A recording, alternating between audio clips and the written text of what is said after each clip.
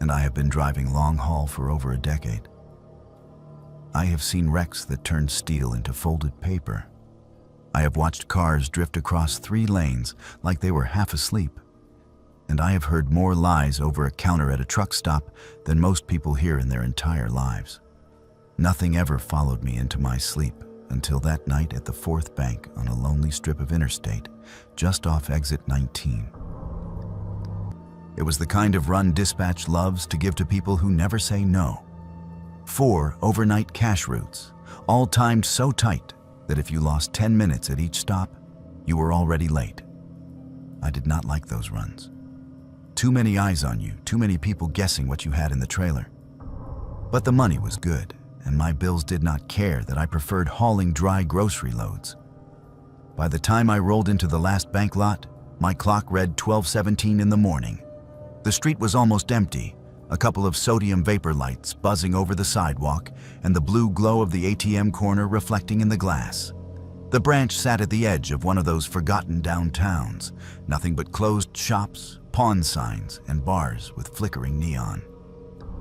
I did a slow loop of the lot like I always do, scanning the shadows, checking for anyone loitering around the ATM. The only other vehicle there was another tractor trailer parked along the far fence line, engine idling low. The rig had no company logo I recognized, just a plain white box and a cab that looked like it had not been washed in months. The curtains inside the sleeper were half drawn, a thin strip of darkness visible between them.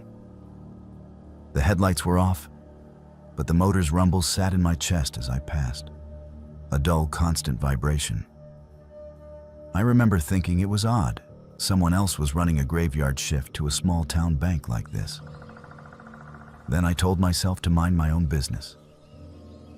Out here, minding your own business is not just a habit, it is survival.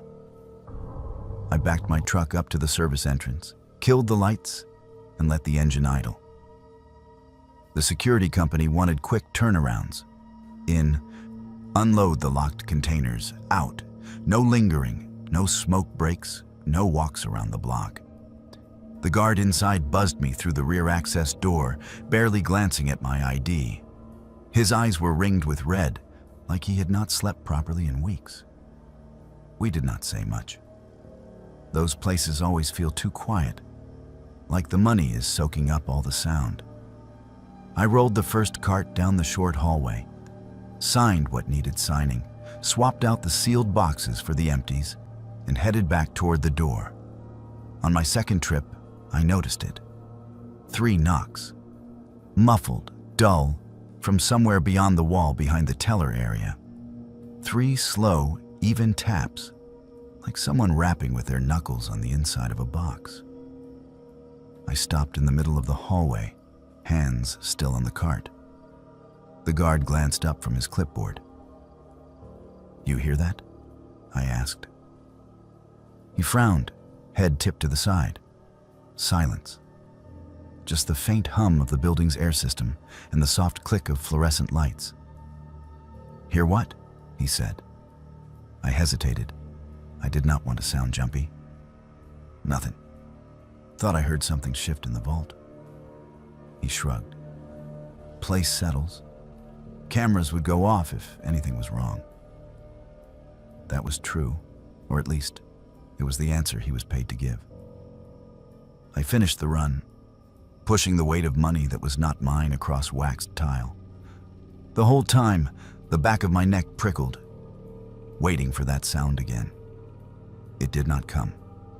When the last cart was empty and the paperwork was done, he buzzed me back out into the night. The parking lot air felt colder than it should, the kind that bites right through your jacket. My truck idled where I had left it, a comforting familiar shape between me and the rest of the darkness. Across the lot, the other rig still sat by the fence, engine rumbling, exhaust breathing out in steady white plumes. I was halfway to my cab when I heard it again. 3 knocks. This time there was no wall between us. It came from my right, from the direction of the other truck.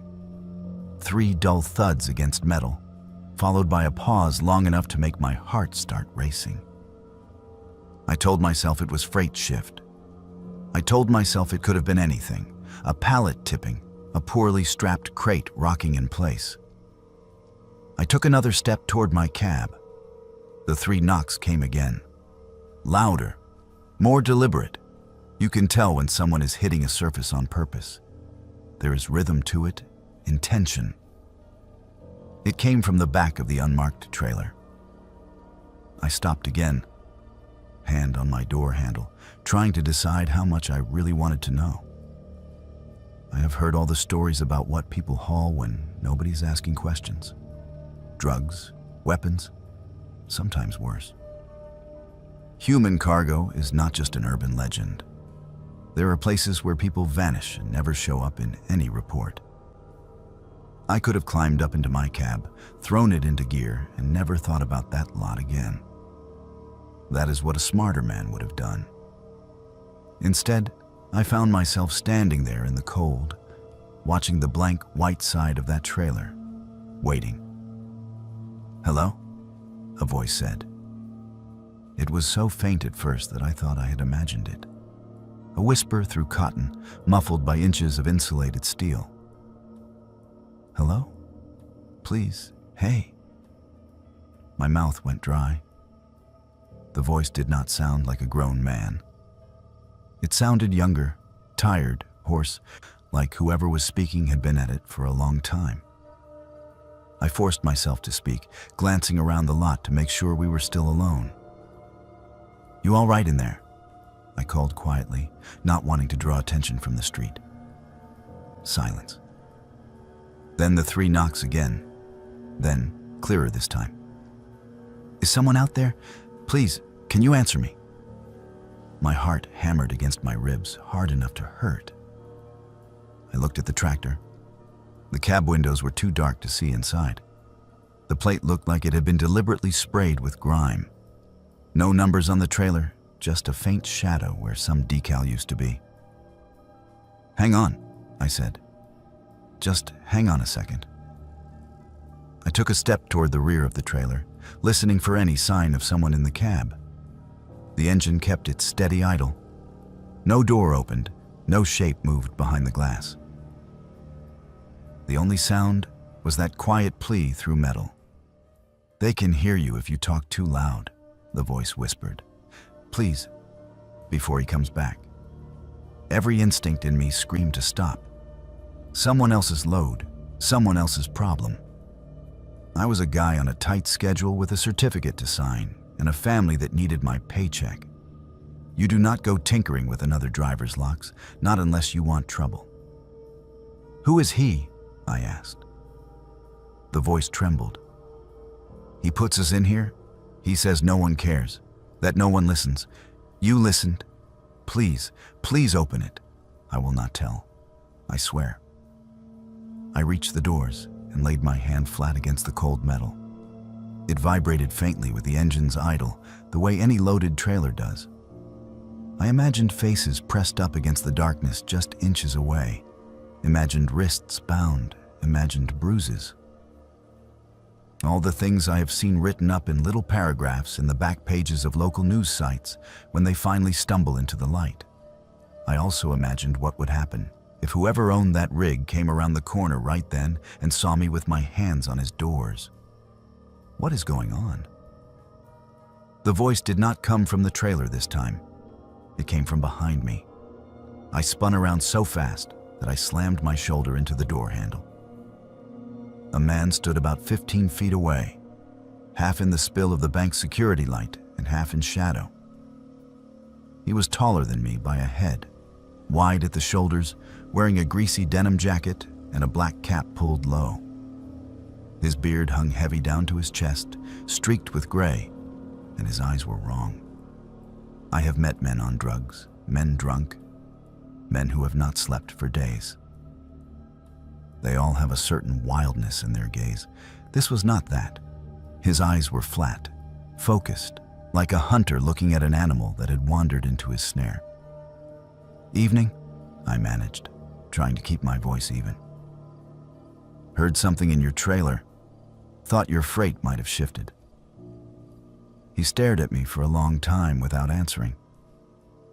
In that silence, the 3 knocks came again, this time so soft it could almost have been a coincidence. His jaw clenched once. "Load is fine," he said. His voice was low, controlled. "You done here?"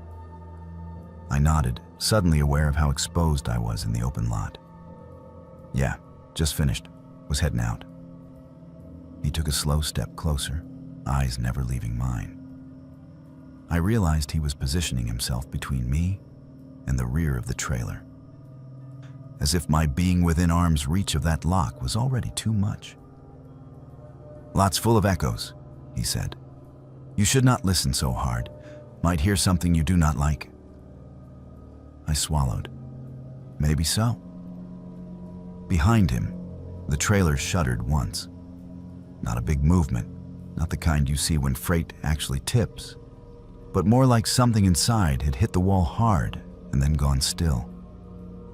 The man's eyes flicked sideways just for a fraction of a second. And in that sliver of time, I saw something crack in his expression. Not guilt, not fear, annoyance. Like a parent glancing at a child who would not stop fidgeting. "That your truck?" he asked, jerking his chin toward my rig. "Yeah." "Then you should get in it. You have places to be." I nodded again, backing away slowly, not wanting to turn my back completely until I had a few more feet between us. The whole time, the cold from the metal door was still in my palm, like my skin remembered the chill. I climbed into my cab on legs that felt strangely numb, closed the door, and locked it. For a moment, I just sat there with my hands on the wheel, engine humming under me, watching him in my side mirror. He stood there for a while, staring at my truck, then turned and walked to his own cab.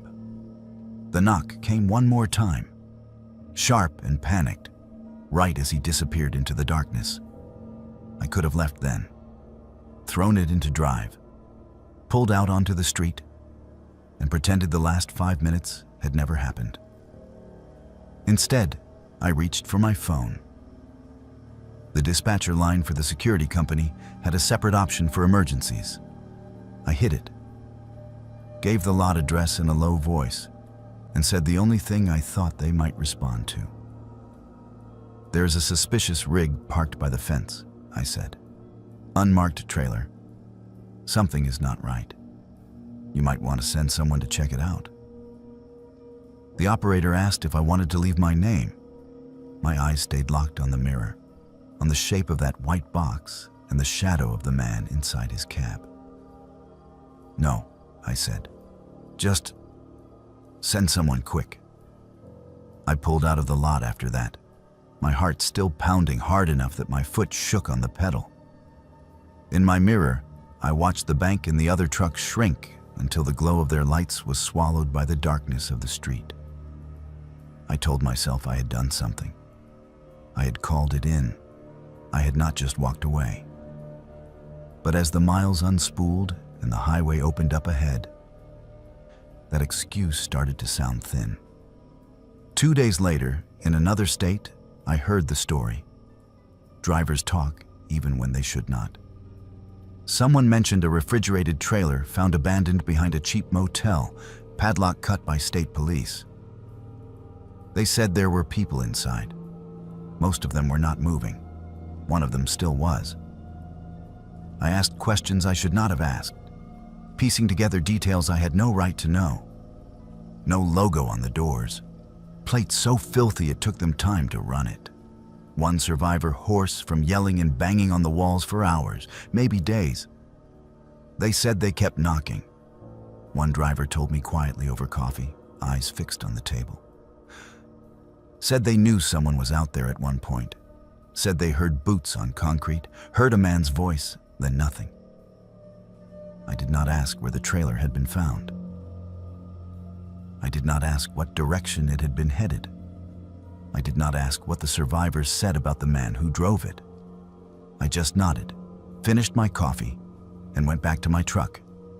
Now, when I pull into a lot after midnight and see another rig with no marking sitting by itself, with the engine idling and the curtains half drawn. I park farther away. I keep my eyes on my own mirrors, my own doors. I tell myself that if I hear knocking again, I will do more. I will not hesitate. But the truth is, I do not know. I remember that man's eyes, that flat, patient look. I remember the way the guard did not hear the first set of knocks at all. I remember the survivor's words floating around the driver's room like cigarette smoke. We kept knocking. Someone was there. Then they were not. That is my story. I am not a hero.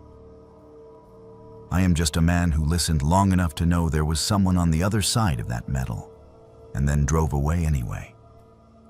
And no matter how far I haul freight, no matter how many miles stack up on my odometer, I have learned there are loads out here you never see on a manifest, and some of them are heavier than anything you can weigh on a scale.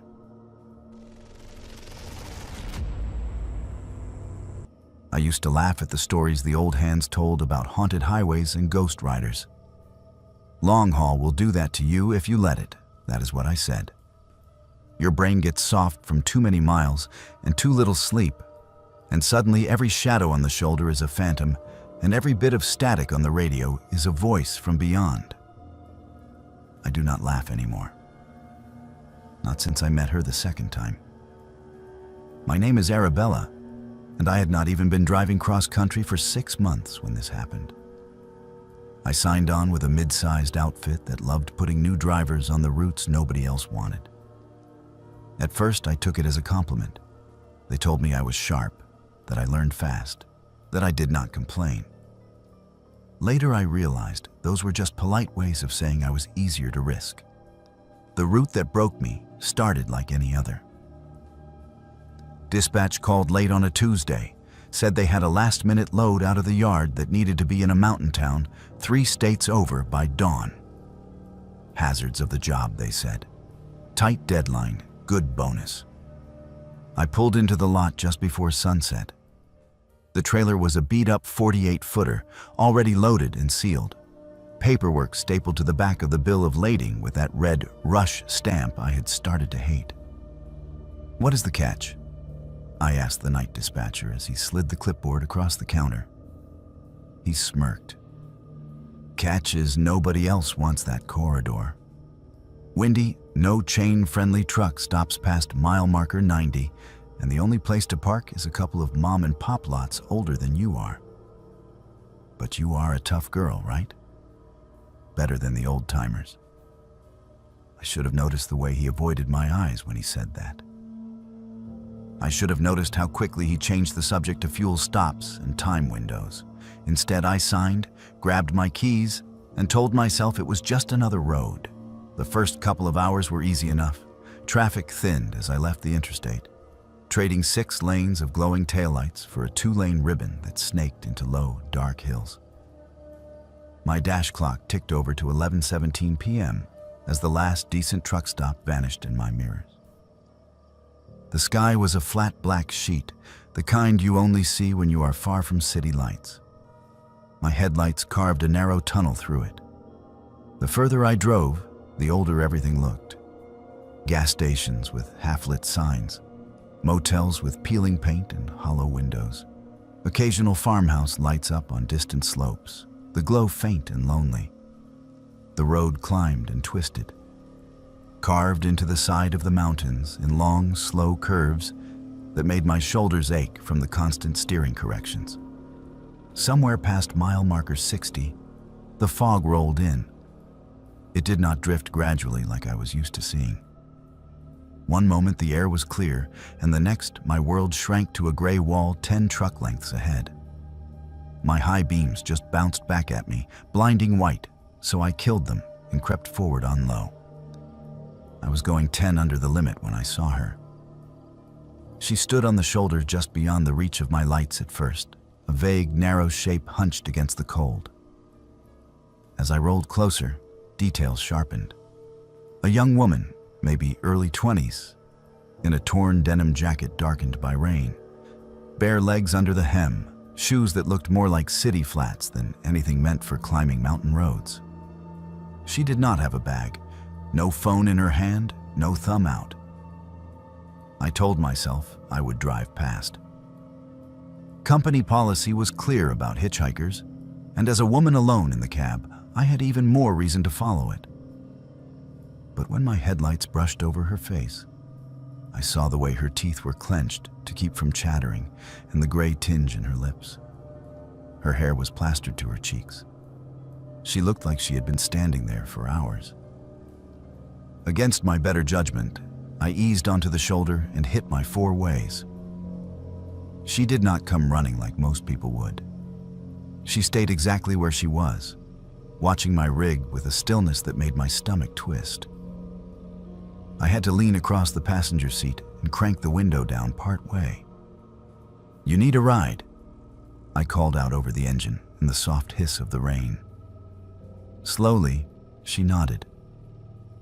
Up close, in the harsh fluorescent glare of my running lights, she looked wrong.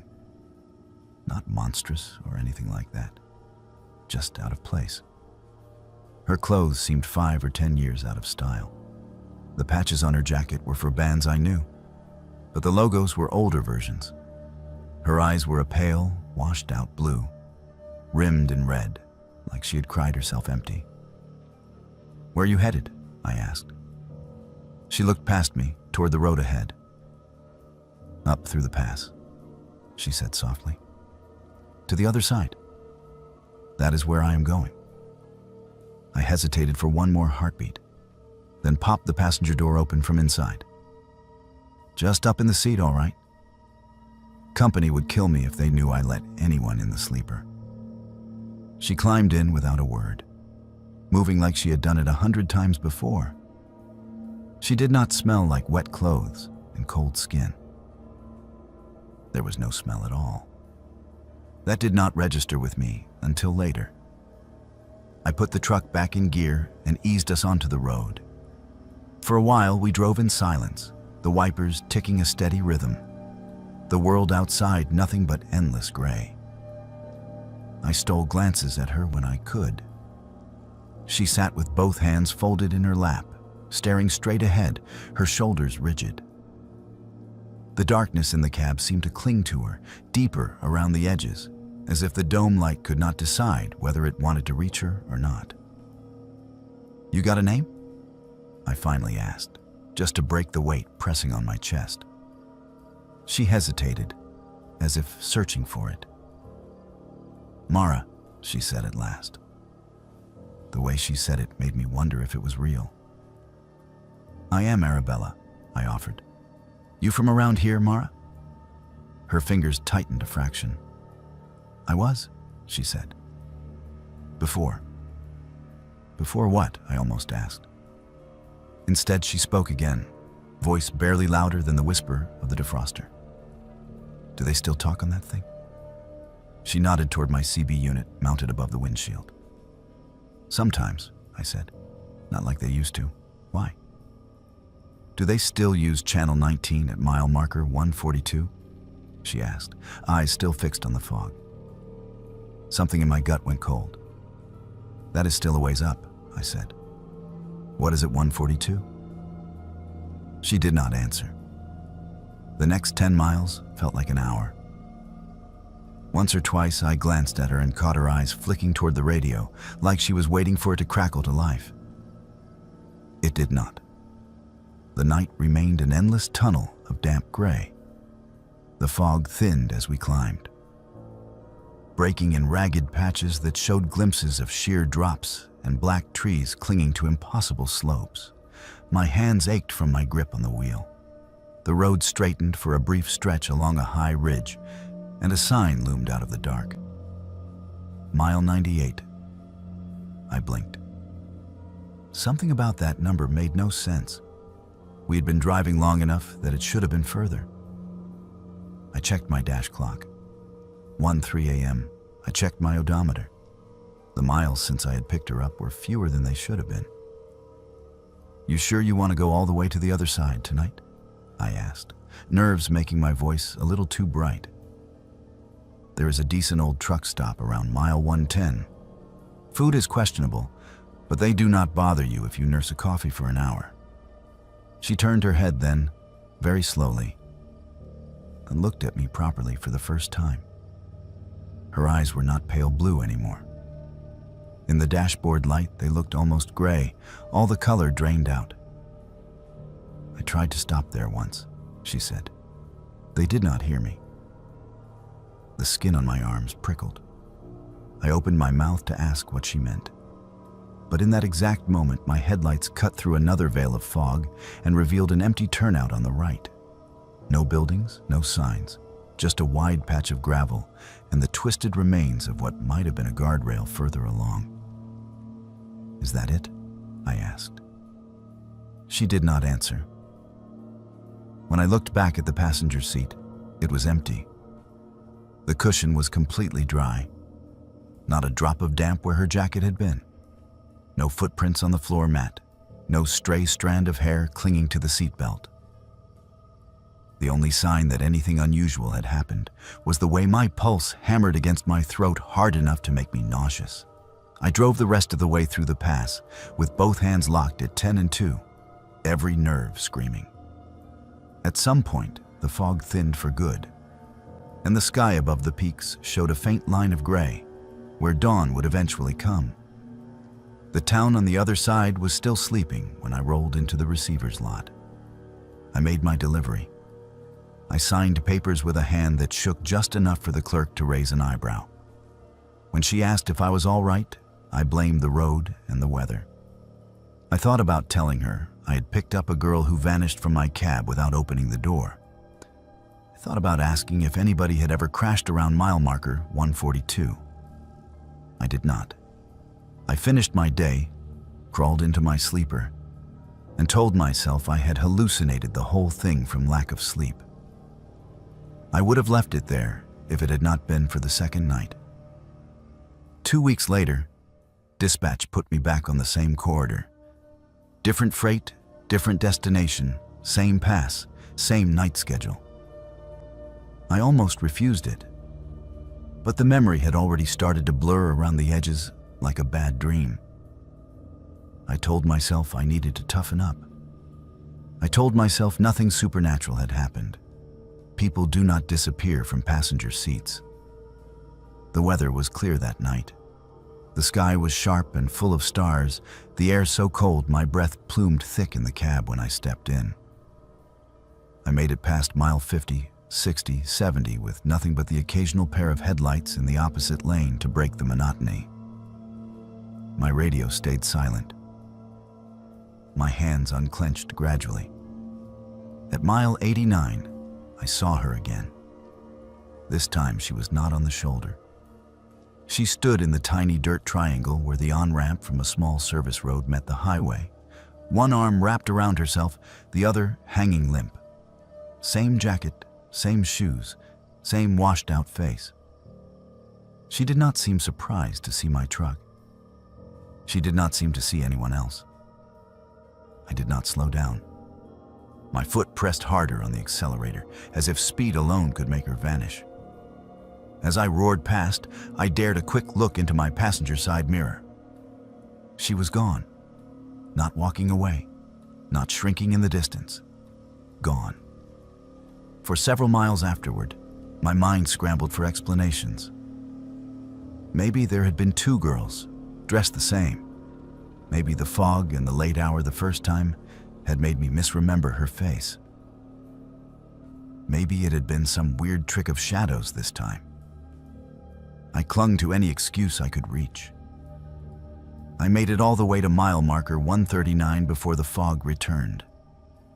No slow creep this time. One moment I had clear stars and the sharp outlines of the peaks. The next I was inside a white tunnel again, my own headlights glaring back at me. The CB crackled. I had left it on out of habit, mostly for weather alerts and scale warnings. Channel 19 had been dead all night, just the occasional hiss of atmospheric noise. Now it spat a burst of static so loud it made me flinch. "Hello?" a girl's voice said. It was thin and warbling, like it was coming from very far away through a bad connection. My hand hovered over the mic. "Is someone out there?" the voice asked. "Can anybody hear us at mile marker 142? The truck seemed to shrink around me. The air in the cab turned dense, heavy, hard to breathe. I forced my fingers to close around the mic, thumb pressing the button down until the plastic creaked. "This is northbound tanker on the pass," I said. My voice shook. "I hear you. Who is this?" Silence. Just the soft hiss and pop of the open channel. I was about to repeat myself when the sign loomed out of the fog on my right. Mile 142. My eyes flicked between the road and the CB display. The channel number glowed steady and green. Ahead, the faint outline of a turnout took shape. That same empty gravel space with the broken guardrail. "Please," the voice came again, suddenly much clearer. We went off. We called. Nobody answered. "Is anybody there now?" My grip on the wheel turned my knuckles white. The turnout rushed toward me. As I passed it, the fog thinned just enough for me to see over the broken barrier. There was nothing there. No car, no fresh wreckage, no skid marks. Just a long drop into darkness and the faint glint of water or rock far below. "What is your location exactly?" I asked, clinging to protocol. "Repeat your location." "Mile marker 142, the girl whispered. "We have been calling. The fire will not stop. Please, it is so hot. I cannot get the door open. Is anyone out there now?" My vision tunneled. I could smell something then. Faint and impossible, like burned plastic and wet upholstery. My eyes flicked to the passenger seat. She sat there, soaked. Steam curled faintly from her jacket. Her hair hung in wet ropes. This time, there was a smell, sharp and metallic under the smoke, like blood and melted seat foam. Her head turned toward me in a jerky, unnatural way, as if her neck did not move quite right anymore. Her eyes burned like coals underwater. "You heard us," she said. Her lips barely moved. The sound seemed to fill the cab anyway. "You hear us now? Will you answer?" My foot slammed on the brake without conscious thought. The truck lurched, ABS chattering as 40 tons of steel and liquid fought physics on a mountain road. I forced myself to keep it straight, to ease off before I lost it completely. The rig slowed more, crawled. I could not look at her. I stared at the road, at the creeping numbers on my speedometer, at anything else. "I am hearing you," I said. My voice sounded like it belonged to someone else. "There is no wreck at 142. Not now, not anymore." For the first time, there was emotion in her voice, besides that horrid flat pleading. "Not anymore," she repeated. "That is what they told our mothers." The CB squealed. For a heartbeat, the cab filled with overlapping screams, not loud but distant. Countless voices tangled together in one long, rising note. Then it cut off. The radio went dead. The fog thinned like someone had opened a window.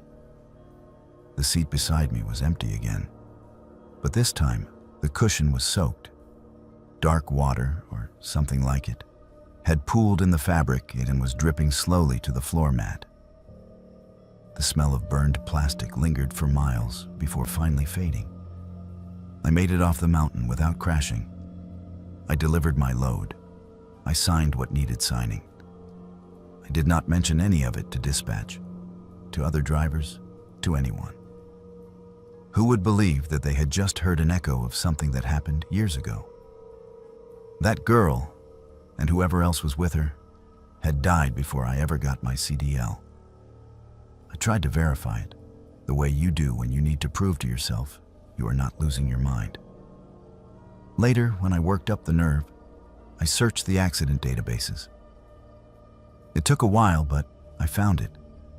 car full of college students, mostly girls, went off the side of that very pass one rainy night almost 15 years before I drove it. The report said the vehicle caught fire on impact.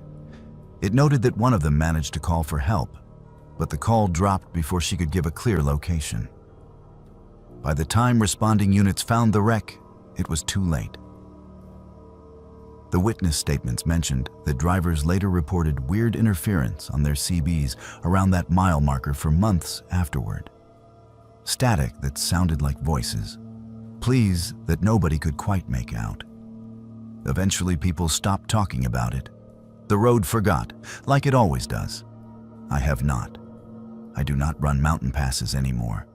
I stick to regional routes, flatland, short hops that get me home more nights than not. When I do have to roll out after midnight, my CB stays off. I tell other drivers it is because I am sick of listening to nonsense chatter. The truth is, I am afraid that if I turn it on at the wrong mile marker, I will hear her again.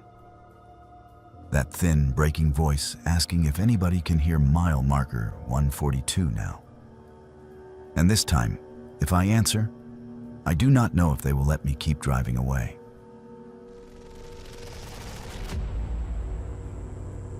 People in this line of work like to pretend we are hard to scare. We brag about black ice and bad neighborhoods, and nod along when someone talks about hauling hazmat through a blizzard. But every old school driver I learned under had one rule that sounded more like a superstition than safety advice. Never haul a load when the shipper refuses to tell you what is in it. I knew that rule. I broke it anyway. Name is Vincent, and I came up in this business before everything was apps and dashboards.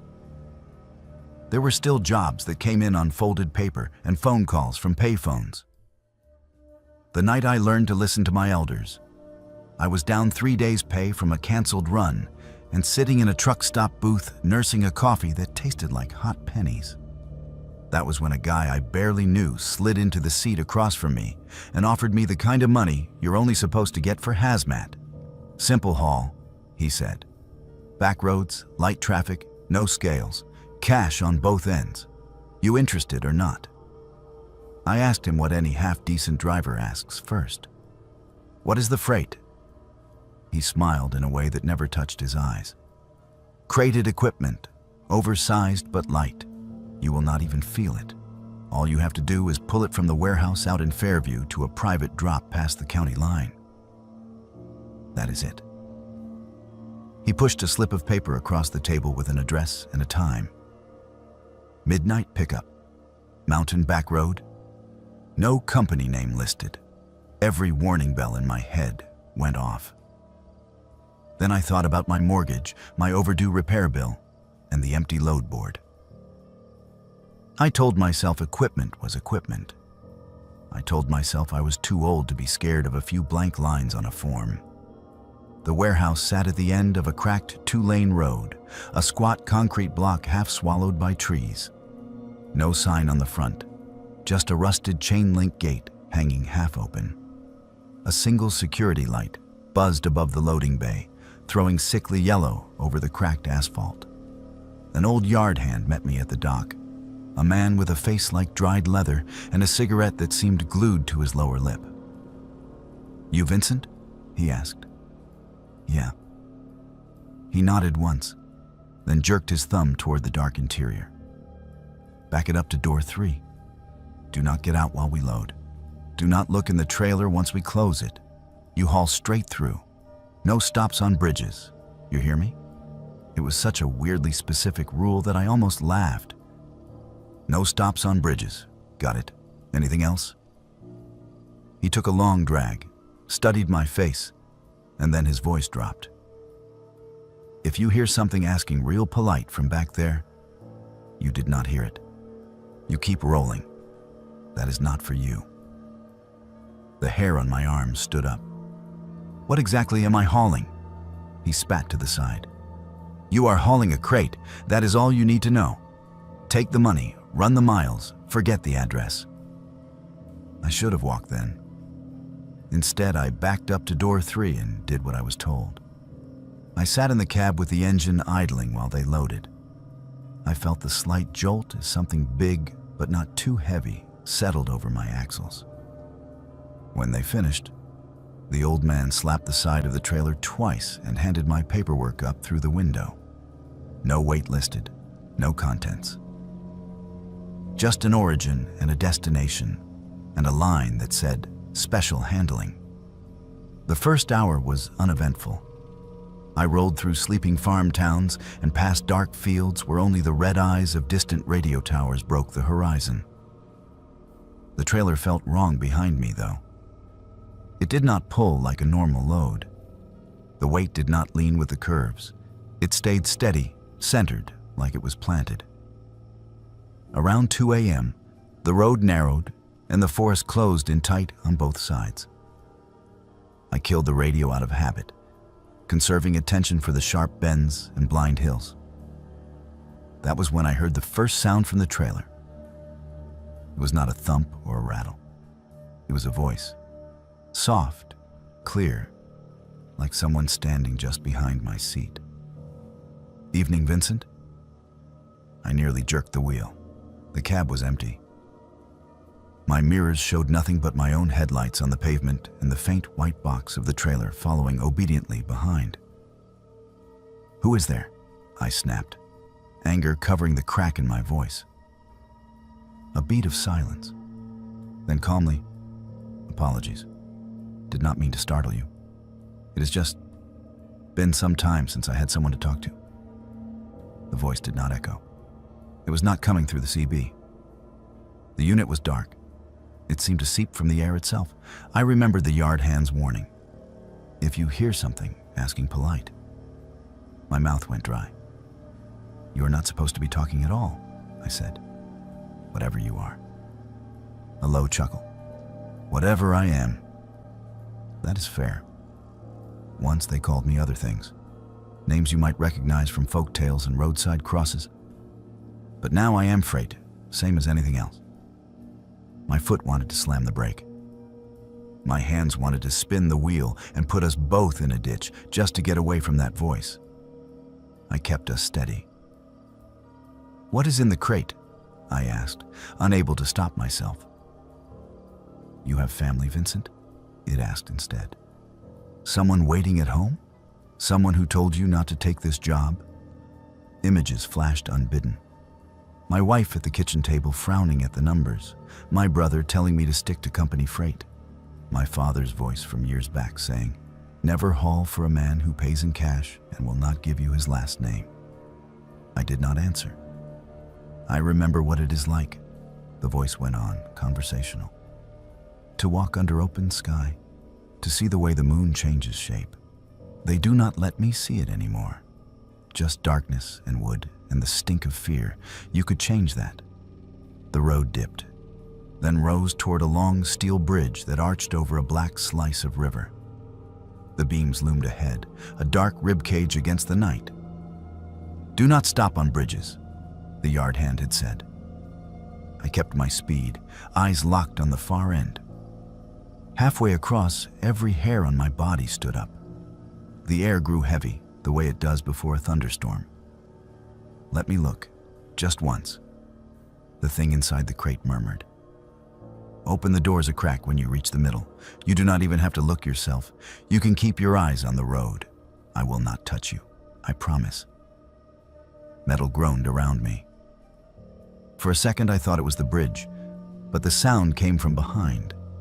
The trailer rocked just slightly, like something inside had shifted its weight for the first time. I clamped my jaws shut and drove. The center of the bridge felt like it stretched on forever. The voice's tone changed, a hint of frustration creeping in. "You are a stubborn man," it said. The last one was not. He opened the doors before we even left the yard. "Do you know what happens when you break the seal early? They blame the driver. They always blame the driver." I pictured the old hand's weathered face. There was a story in the way his fingers shook when he lit his cigarette. Maybe he had hauled this thing before. Maybe someone else had and never made it home. The engine coughed. Just once, a small hitch, enough to make the RPM needle dip. The headlights flickered. The wheel felt heavy in my hands. "I do not like bridges," the voice said, suddenly cold. "Too much water, too much falling.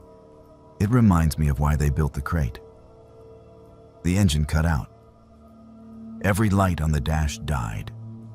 In an instant, the only sound was the scream of steel and rubber as 40,000 pounds of truck and trailer coasted in dead silence over the hollow metal span. I had just enough momentum to clear the bridge. As the tractor rolled onto solid ground, everything snapped back to life. Lights blazed, the engine roared, the wheel jerked under my hands as power steering returned. "You keep me in the dark," it hissed then, no warmth left in it at all. "But I remember your kind. I remember your voices at the edge of the river. I remember your ropes." My teeth chattered. "I am just the driver," I said through them. "I did not put you there. Yet here you are," it said softly, pulling the chains. The rest of the run was a blur. The voice did not speak again. The crate did not shift. The road wound on, mile after mile, until the drop point appeared. A gravel lane cutting off into the trees, a gate standing open like a mouth. A single light burned over a small concrete pad where someone had painted an X in fresh white. A man stepped from the shadows as I backed in, his silhouette tall and thin, hands folded neatly behind his back. He did not give a name. He did not offer a handshake. "You made good time," he said. "Any trouble?" I thought about telling him the engine had died on the bridge, that something in his crate had tried to talk me into opening the doors, that whatever was inside knew my name, my family, pieces of my past I had never told anyone on the road. "No," I said instead. "No trouble." He nodded, satisfied, and waved a couple of men out from the trees. They moved quickly, efficient, sliding jacks under the crate and rolling it to the edge of the trailer. I saw just enough to know the wood was old, bound with iron bands so pitted they seemed older than anything else there. Symbols had been burned into the side, half obscured by fresh paint. "Payment is in the envelope," the tall man said, handing me a thick, unmarked packet. "You did your part. Now forget this address." I left without looking back. A week later, I took a run that took me past that old warehouse again. Curiosity twisted my gut until I gave in and turned down the cracked road for a quick look. The gate was gone. The chain link was sagging in the dirt. Weeds grew up through the concrete where my truck had sat. The loading bays were boarded over, boards already gray with age. The security light was broken. Glass scattered on the ground like it had been that way for years. A for sale sign leaned at an angle near the entrance. Its phone number faded to nothing. I asked around. Nobody admitted to knowing anything.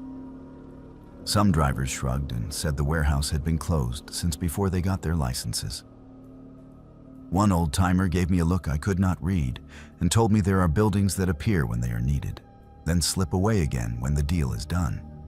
Now, whenever a broker offers me a fat envelope for a run with no contents listed, I say no. I do not care how tight my money is. There are some loads that are not meant to be hauled by anyone who wants to sleep sound at night. Every once in a while, though, I roll past some forgotten yard or shuttered dock and see just for a second the outline of a large wooden crate sitting alone in the shadows. It is never quite the same size. The markings are never quite identical. But I always feel the same thing, like something inside is holding very, very still, listening for the sound of an engine it recognizes, waiting for another chance at open sky.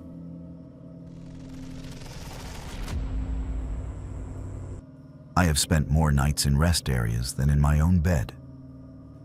You get used to the sameness of them. The sour coffee smell, the overbright bathrooms, the hum of vending machines that never quite shut up.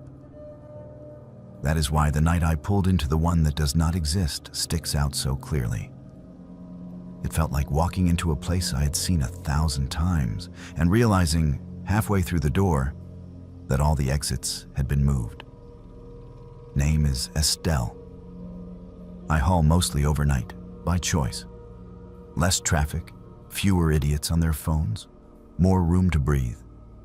That also means I live on caffeine and whatever passes for food in the middle of nowhere. There was one run last winter, long stretch across 3 states with nothing but state highway after the first 200 miles. Dispatch had me on a clock that did not leave room for proper truck stops. So I planned to hit a rest area I had used before, about 10 hours in. The night was foggy from the start, that low clinging kind that eats your high beams. The closer I got to the mountains, the thicker it got, until my world narrowed to 2 white lines, a green glow on the dash, and the soft smear of my own headlights against the mist. I watched my clock, counted down the miles. By my log, I was bumping right up against when I needed to stop. I almost missed the sign.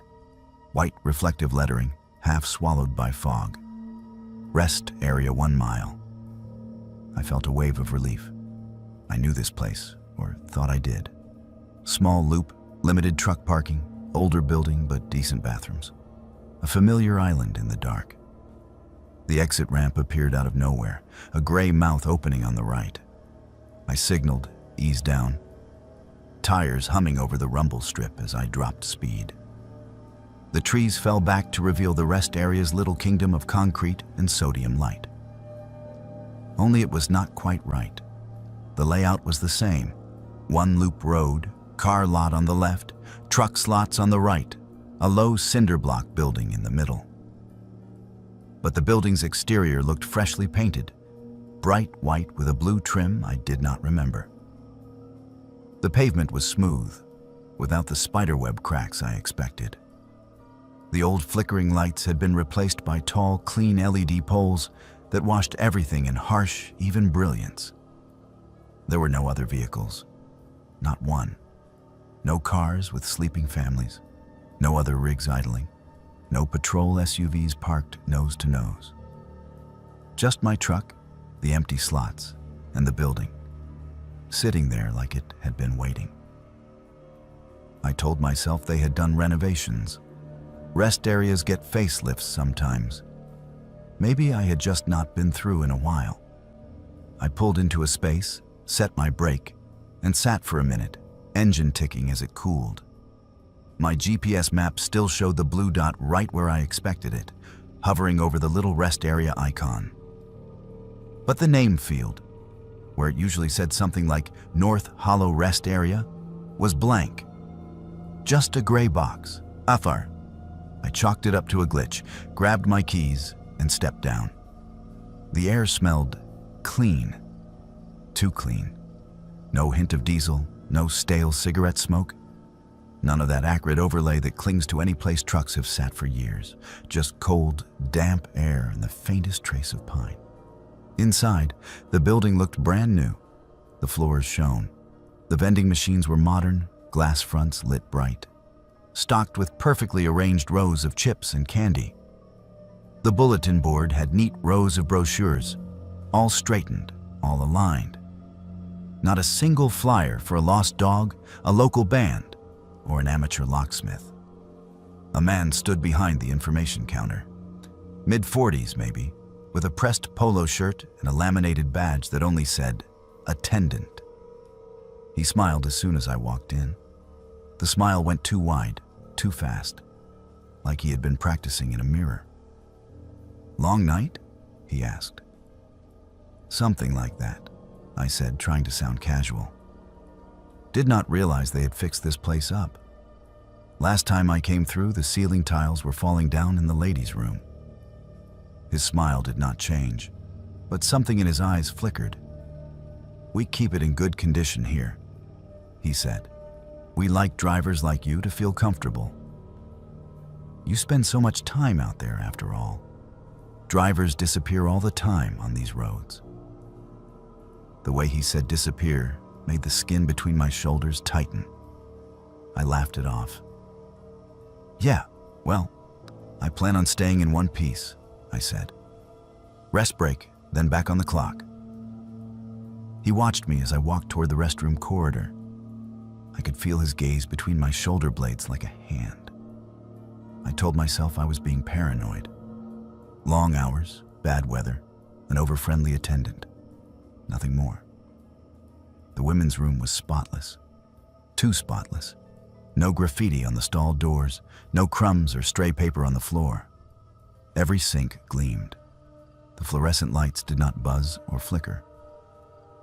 The mirror reflected me in harsh detail, dark circles under my eyes, hair shoved under a ball cap, that permanent highway squint. As I stepped into a stall, I heard the echo of my own footsteps bounce off the tile.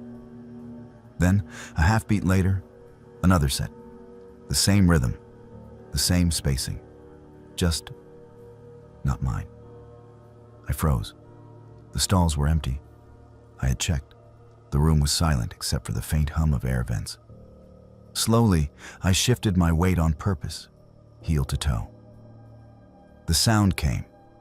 My step, then a ghost of it, slightly delayed, as if someone were walking in perfect mimicry just out of sight. I held my breath. The echoes stopped. I finished as fast as I could, washed my hands, and avoided looking at the mirror this time. The door hissed closed behind me as I stepped back into the main area. The attendant was gone.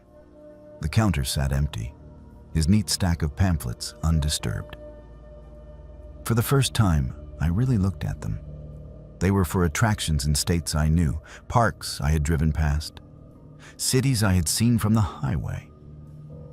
But the photos were wrong. A skyline with one too many towers, a state flag with the colors slightly off, a beach that curved the wrong way when compared to the map in my head. My phone had full bars. I pulled it out, tried to open my map app again. The spinning circle went around and around, never loading. When I tried to pull up my messages, the screen showed no service for a split second before the bars popped back up. On the far wall was a framed map of the state, the kind you see in every rest area. Only the roads did not match what I knew. Major interstates bent in places they should have been straight. Whole towns I had made deliveries to were missing, replaced by names I did not recognize. A cold certainty sank into my stomach. I needed to leave. I walked back out into the parking lot. For a second, my heart jammed up into my throat. My truck was not where I had left it. I had parked 3 slots down from the end, nose facing the exit road. Now my rig sat closer to the building, at an angle, like someone had moved it, not quite straightened it out. The driver's door was half open, just enough to show a strip of darkness. The lot was still empty. No other vehicles. No sign of the attendant. The fog pressed just beyond the glow of the lights, thick and unmoving. "Hey," I called, more to prove I still had a voice than anything else. If this is some kind of joke, it is not funny. Nothing answered. No insects chirping, no distant highway noise. Just the faint hum of those perfect too bright lights. I made myself walk to the truck. Every step felt like it stretched. The distance between me and the cab never quite shrinking the way it should. When I reached the door, my hand shook on the handle. The cab interior was dark, but familiar shapes loomed where they should. Wheel, seats, my hanging air freshener. No one was inside. I climbed up, slammed the door, and locked it. Engine start. The dash lit, all systems green. My GPS map came back to life, blue dot blinking. The rest area icon was gone. The screen showed my truck sitting on an unbroken stretch of highway, no turnout, no side road. Heart pounding, I dropped it into gear and rolled toward the exit. As my headlights swept the building one last time, the windows looked different, darker. The bright lobby I had just been in was now just a shadow behind glass. The attendant sign over the counter flickered, then went out.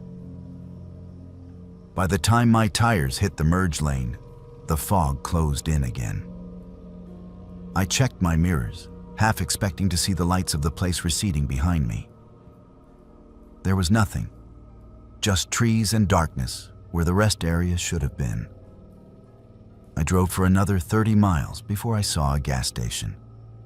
It was old, dingy, exactly the kind of place I would normally avoid unless I was desperate. I pulled in anyway, just to stand under a different set of lights, to hear a different kind of humming.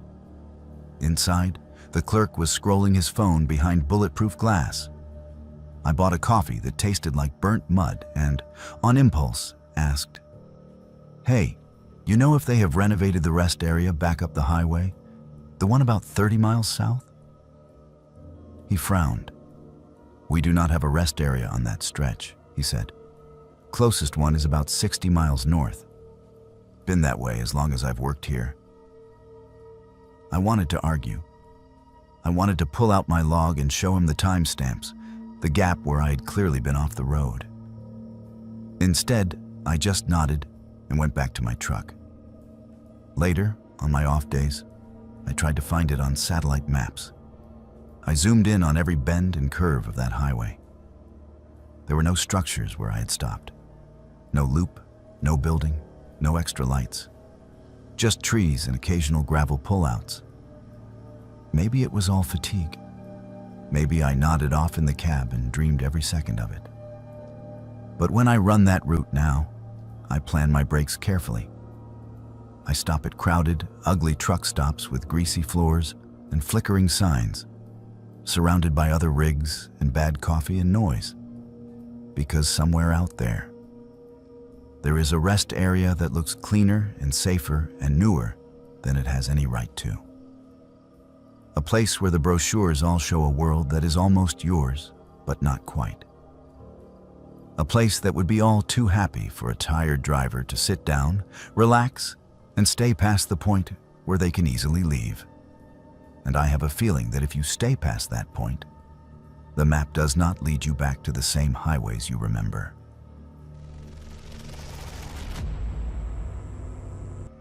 I tell people I am too old to be scared by shadows on the road. That is what they expect from someone who has been driving as long as I have.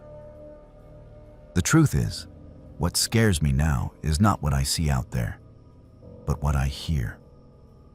One voice in particular, a voice that should have gone silent years ago, but still slips through the static some nights when I am stupid enough to turn my radio on. My name is Malcolm, and I was not the one who vanished. That honor belongs to a younger driver we all just called Cal. He came up fast in the company, eager, hungry for miles. The kind of kid who would volunteer for every overnight run just to prove he could. We used to trade jokes over the CB between midnight and dawn, just to break up the loneliness. The night it happened was like any other, at least at first.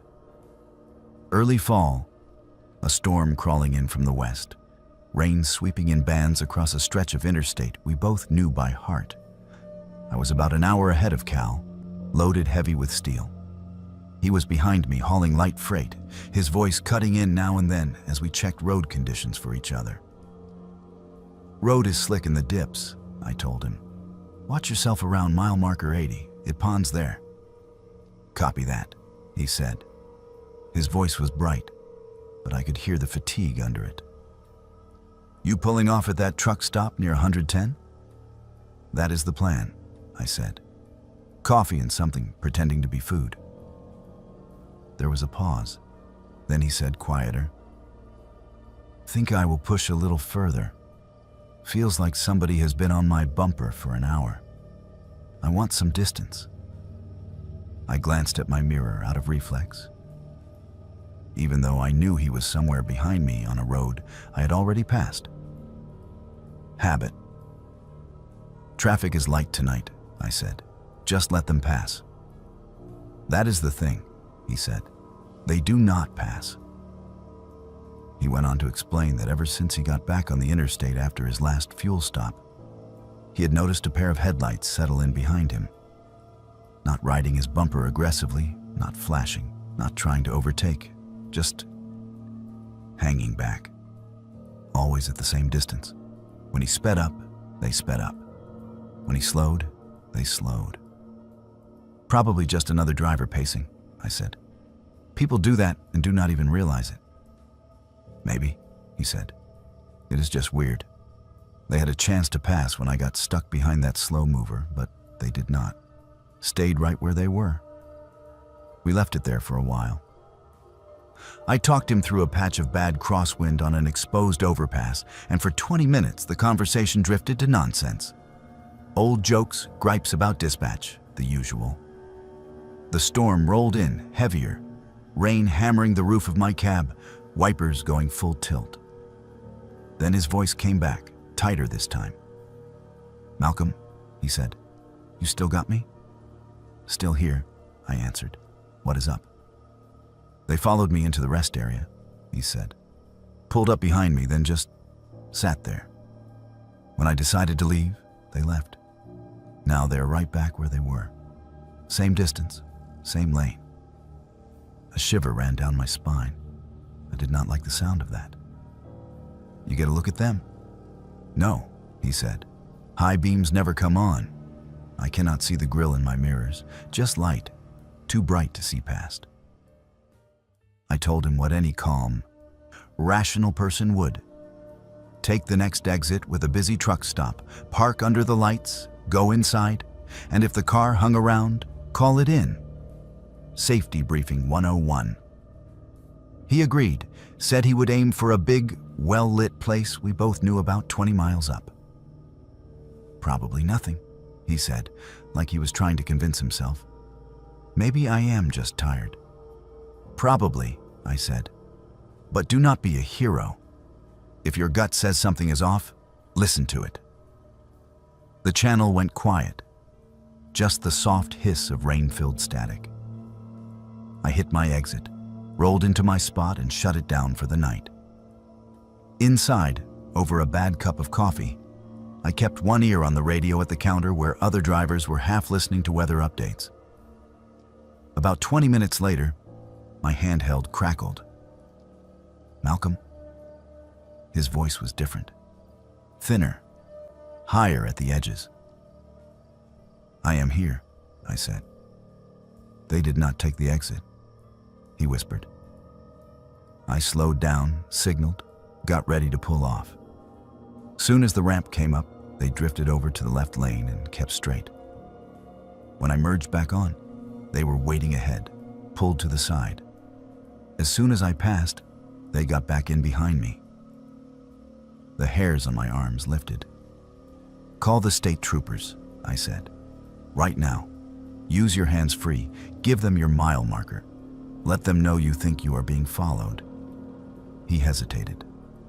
"I do not want to make a big thing if it is nothing." "If it was nothing, you would not be whispering," I snapped. "Do it. I will keep you talking." I grabbed my own phone, ready to call it in if he balked. On the radio, I heard him shifting in his seat, the faint clack of buttons. Before he could say anything else, a different sound came through, a soft, rhythmic tapping, like knuckles on metal. "It is closer," he said. "Lights are right up on the back of my trailer now. I cannot even see the road behind me, just white." "Get off at the next exit," I said. "Any exit. Take people around. Do not stop somewhere empty." Silence stretched. Then he whispered, "There is somebody standing in the lights." I felt my mouth go dry. "What do you mean?" "In the mirror," he said. "On the shoulder, just in the edge of the beams, like a silhouette. They are not moving. Arms are too long. I cannot see a face.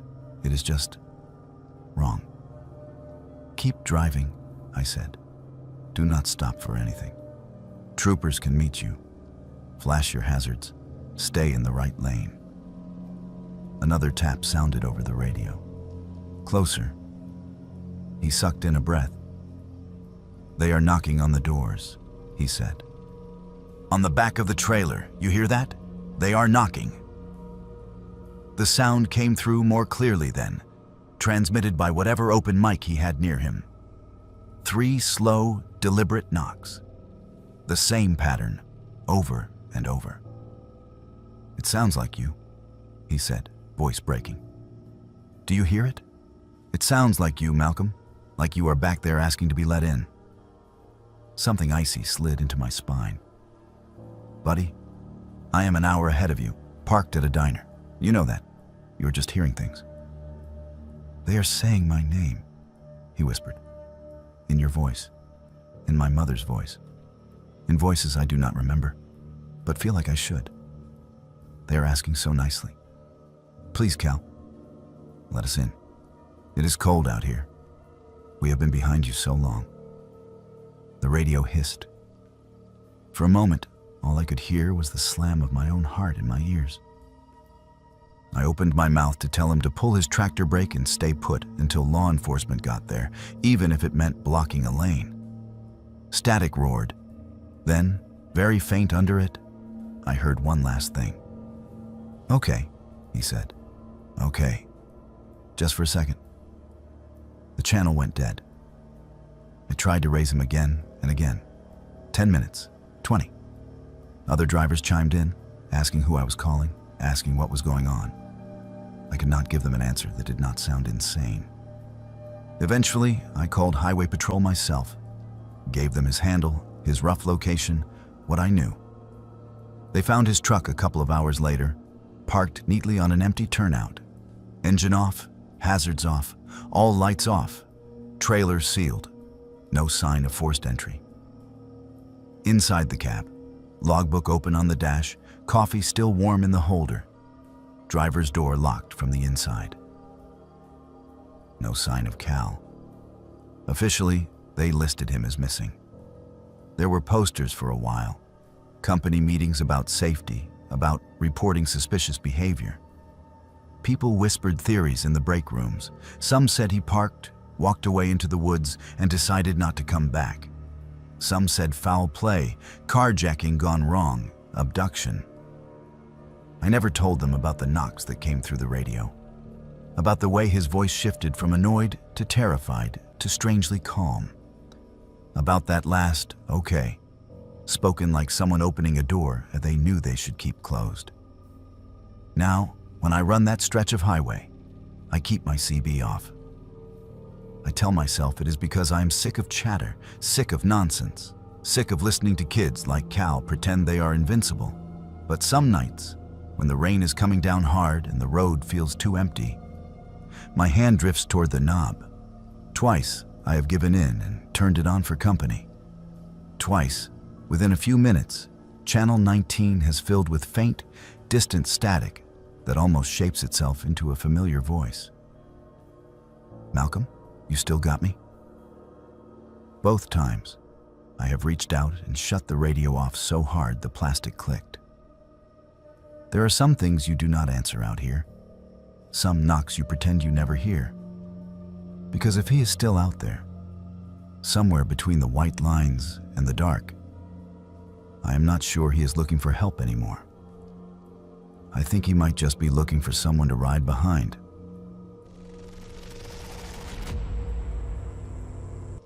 You hear a lot of nonsense in truck stop diners. Haunted mile markers, phantom hitchhikers, cursed bridges that hate the sound of Jake brakes. Most of it is just talk to pass the time. That is what I thought about the stories of the Calderwick Bridge until I tried to prove everyone wrong. I used to be proud of being that kind of stubborn. Name is Phoebe, and I run mostly regional, in and out of the same 3 states, hauling everything from construction materials to groceries. There is this old 2-lane bridge on one of my regular routes. A narrow steel thing with a sagging spine and a river underneath that looks more like black glass than water at night. The locals swear it is bad luck for trucks. They say if you cross it loud, it takes something from you. Most drivers just roll over quiet because why not humor a story when it costs nothing? The first time I heard the full version, I was in a greasy spoon near the yard. cradling bad coffee and trying to wake up for a midnight run. An old-timer named Percy leaned over from the next stool and nodded at my route sheet. "You running 47 tonight?" he asked. "Yeah," I said. "Bridge and all. Why?" He smirked. "Do yourself a favor and kill the Jake on the span.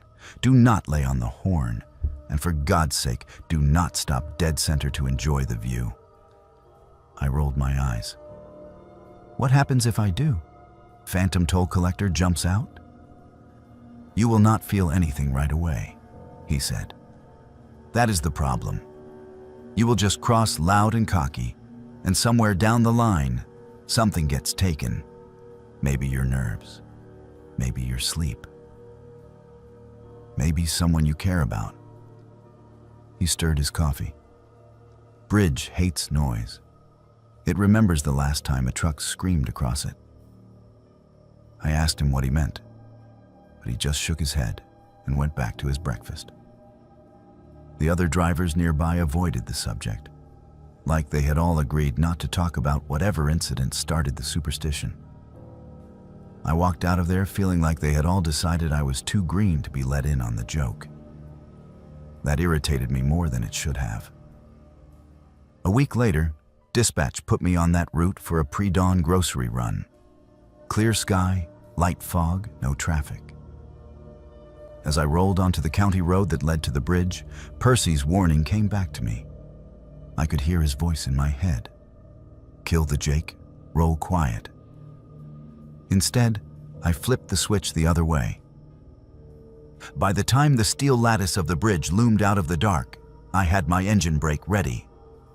The river below was just a broad strip of darker black, no lights to catch the surface. The first tires hit the metal plates with a hollow clang, and for a second, the old bridge sang under me. I downshifted hard and let the Jake roar. The sound ripped out of my stacks and bounced off the steel like a beast in a cage, sharp and ugly in the narrow space. I even gave the air horn a quick blast, more to prove a point to myself than anything. There was nobody else around, no houses close enough to annoy. Just me, my truck, and the bridge. Halfway across, everything stopped. Not the truck, not exactly. The engine cut out so fast, it felt like I had driven into a wall of silence. The roar died mid-note. Every light on my dash went black. The radio croaked and went dead. Even the rattle and hum of the cab stilled. For one sickening instant, I coasted in absolute quiet. The only sound the faint rush of rubber on steel and my own breath hitching in my throat. I have lost engines before. It is loud. There are clicks, warnings, relays snapping, alarms. This was none of that. This felt like someone had pressed mute on the world. The air went heavy, like a storm was about to break right overhead. The hairs on my arms stood up inside my jacket. My hands clenched the wheel hard enough to hurt as I steered, using nothing but muscle and memory to keep the rig centered on the span. In that silence, something whispered right next to my ear. "You are not the first to scream at me," it said. "You are just the latest." The voice was not male or female. It sounded like wind through steel, like tires over wet metal, like all the sounds a bridge hears ground down into one thin thread. I could not tell if it was inside the cab or outside. It felt like it was in my bones. I tried to speak, to curse, to pray. My mouth worked, but I could not hear my own voice. My pulse thundered against my ribs. The world shrank to the reflective paint on the guardrails, my headlights dim in the fog, and that whisper. Do you know what it sounds like? It slid on, when they do not slow down, when they hit the slick and the load shifts and the trailer jackknifes. I do. Images slammed into my head, unbidden. A truck sideways, sparks spitting as metal tore into metal. A trailer railing against guardrails not meant to hold that much weight. A cab swinging out over the drop for a heartbeat too long. They screamed, it said. They laid on the horn, as if the river cared. They dragged their cargo across me like a knife. Then they fell. Their noise is still in me. I have not forgotten. The far end of the bridge seemed to creep closer in agonizing inches. I could feel my rig losing momentum. If the power did not come back before I hit the last third, I would stop dead. 40,000 pounds of useless metal perched over a drop into black water. Quiet, the voice breathed. That is all I ever wanted. A little respect. You gave me your brakes instead. Something touched the back of my neck then. Not physically, not in a way that left a mark, but like cold fingers of air slipped right through my skin. Sudden, sharp flashes of my life stuttered through my mind. My father teaching me to drive stick in an empty lot. My brother laughing as he jumped into a river on a summer afternoon. My mother standing on a porch, hand up to block the sun as she watched a much younger me pull away in a borrowed rig. For a second, I could not remember their faces clearly. They blurred, like photographs left out in the rain. Panic surged. I tried to shout, and this time I heard a strangled sound force its way out of my throat. As soon as I heard my own voice, the world snapped back. The engine coughed, then roared. Dash lights flared on. The radio spat a burst of static and resumed whatever late-night talk it had been playing. The usual rattle and vibration of the cab came flooding back. The sudden noise was almost painful. I was 3 truck lengths from the end of the span. I did not touch the brake again until I was well clear of the bridge and back on regular pavement. My hands shook so badly I had to pull into a gravel turnout and sit there with the engine idling, both palms flat on my thighs. The urge to vomit came in waves. When I tried to bring up the memories that had blurred, a face here, a laugh there, they came back, but slow, like they had to fight through something. There was a weight in my chest that had not been there before, a sense that if I had stayed silent just a little longer, something would have slipped and never quite found its way back. I told myself it was just a power glitch. Moisture, bad wiring, old infrastructure. Maybe I had micro-dosed and dreamed the voice, the missing pieces of memory. That is what I told the mechanic when I had him check every line and fuse that week. He found nothing wrong. Several days later, a driver from another company rolled through the same diner where I had heard Percy's warning. He was pale, his hands trembling around his cup. "You hear about the wreck on the county road?" he asked whoever would listen. "Guy hauling livestock. Engine died right in the middle of the Calderwick Bridge, lost all power. By the time he got it lit again, his trailer had slid. He went through the rail." The room went quiet. One of the older drivers muttered a prayer. Percy caught my eye and held it for a beat too long. "That bridge takes what it is owed," he said later, when we were alone outside. "You can cross it quiet, show some respect, and maybe it lets you be. You make it scream, it remembers that too. Sometimes it takes something small. Sometimes it takes a whole rig." "Then why does anyone still use it?" I asked, anger covering the tremor in my voice. "Because it is there," he said. "Because the detour is longer and fuel is expensive, and everyone thinks the bad luck belongs to someone else. I still run that route. There are not many choices if you want to keep the work.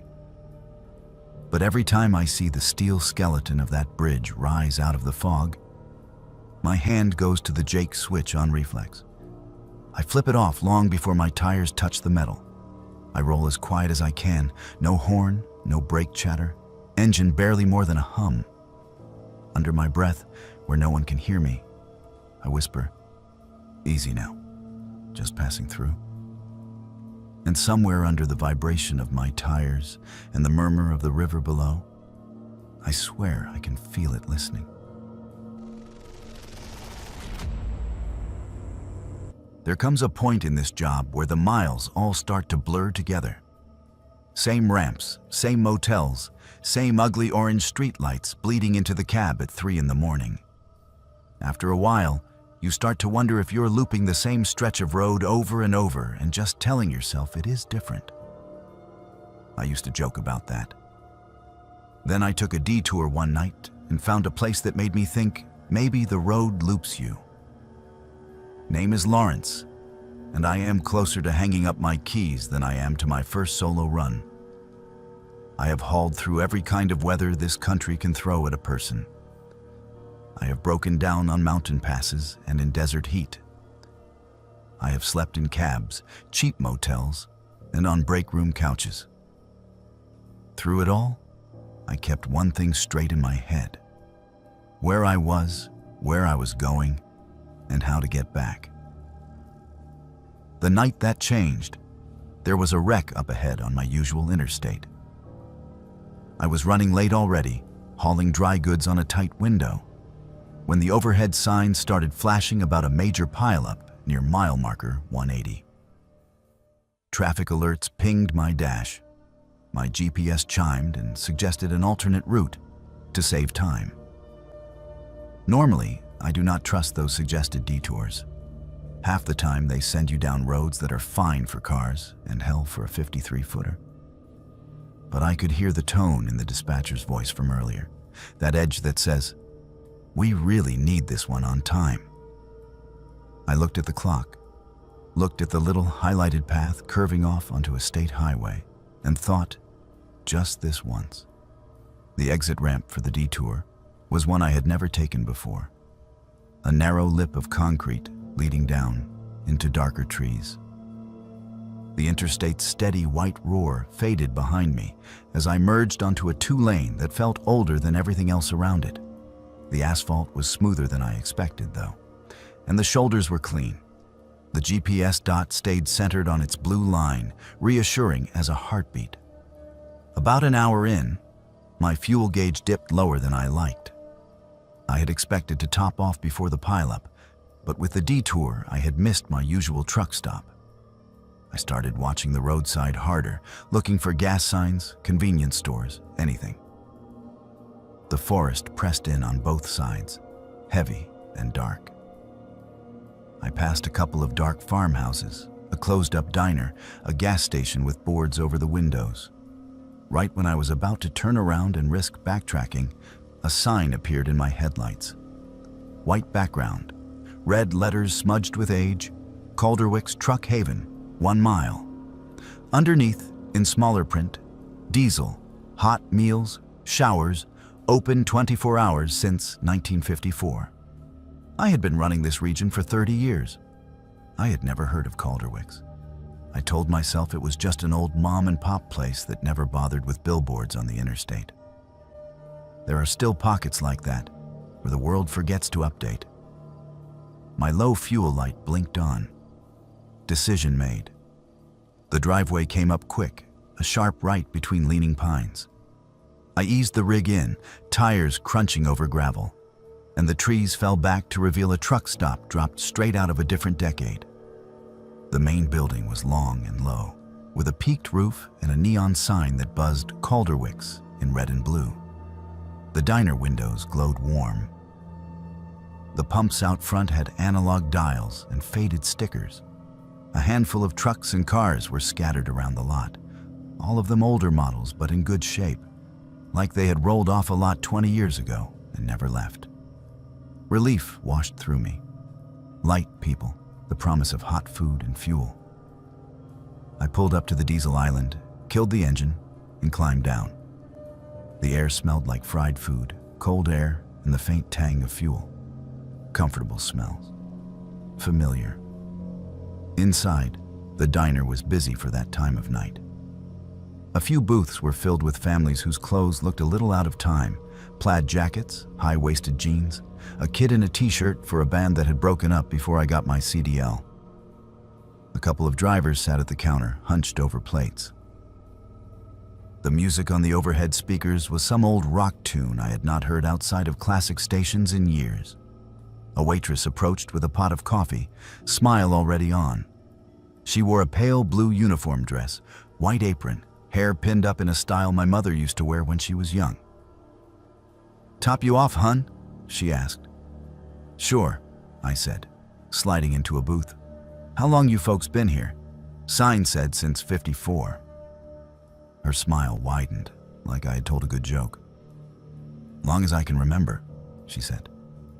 "You have been through before, Lawrence. You know that." My hand tightened around the menu. "Do I?" I asked. She tilted her head, studying me like I was messing with her. "Of course. You and your daddy back when you were running teams. Sat right there." She tapped the edge of the booth.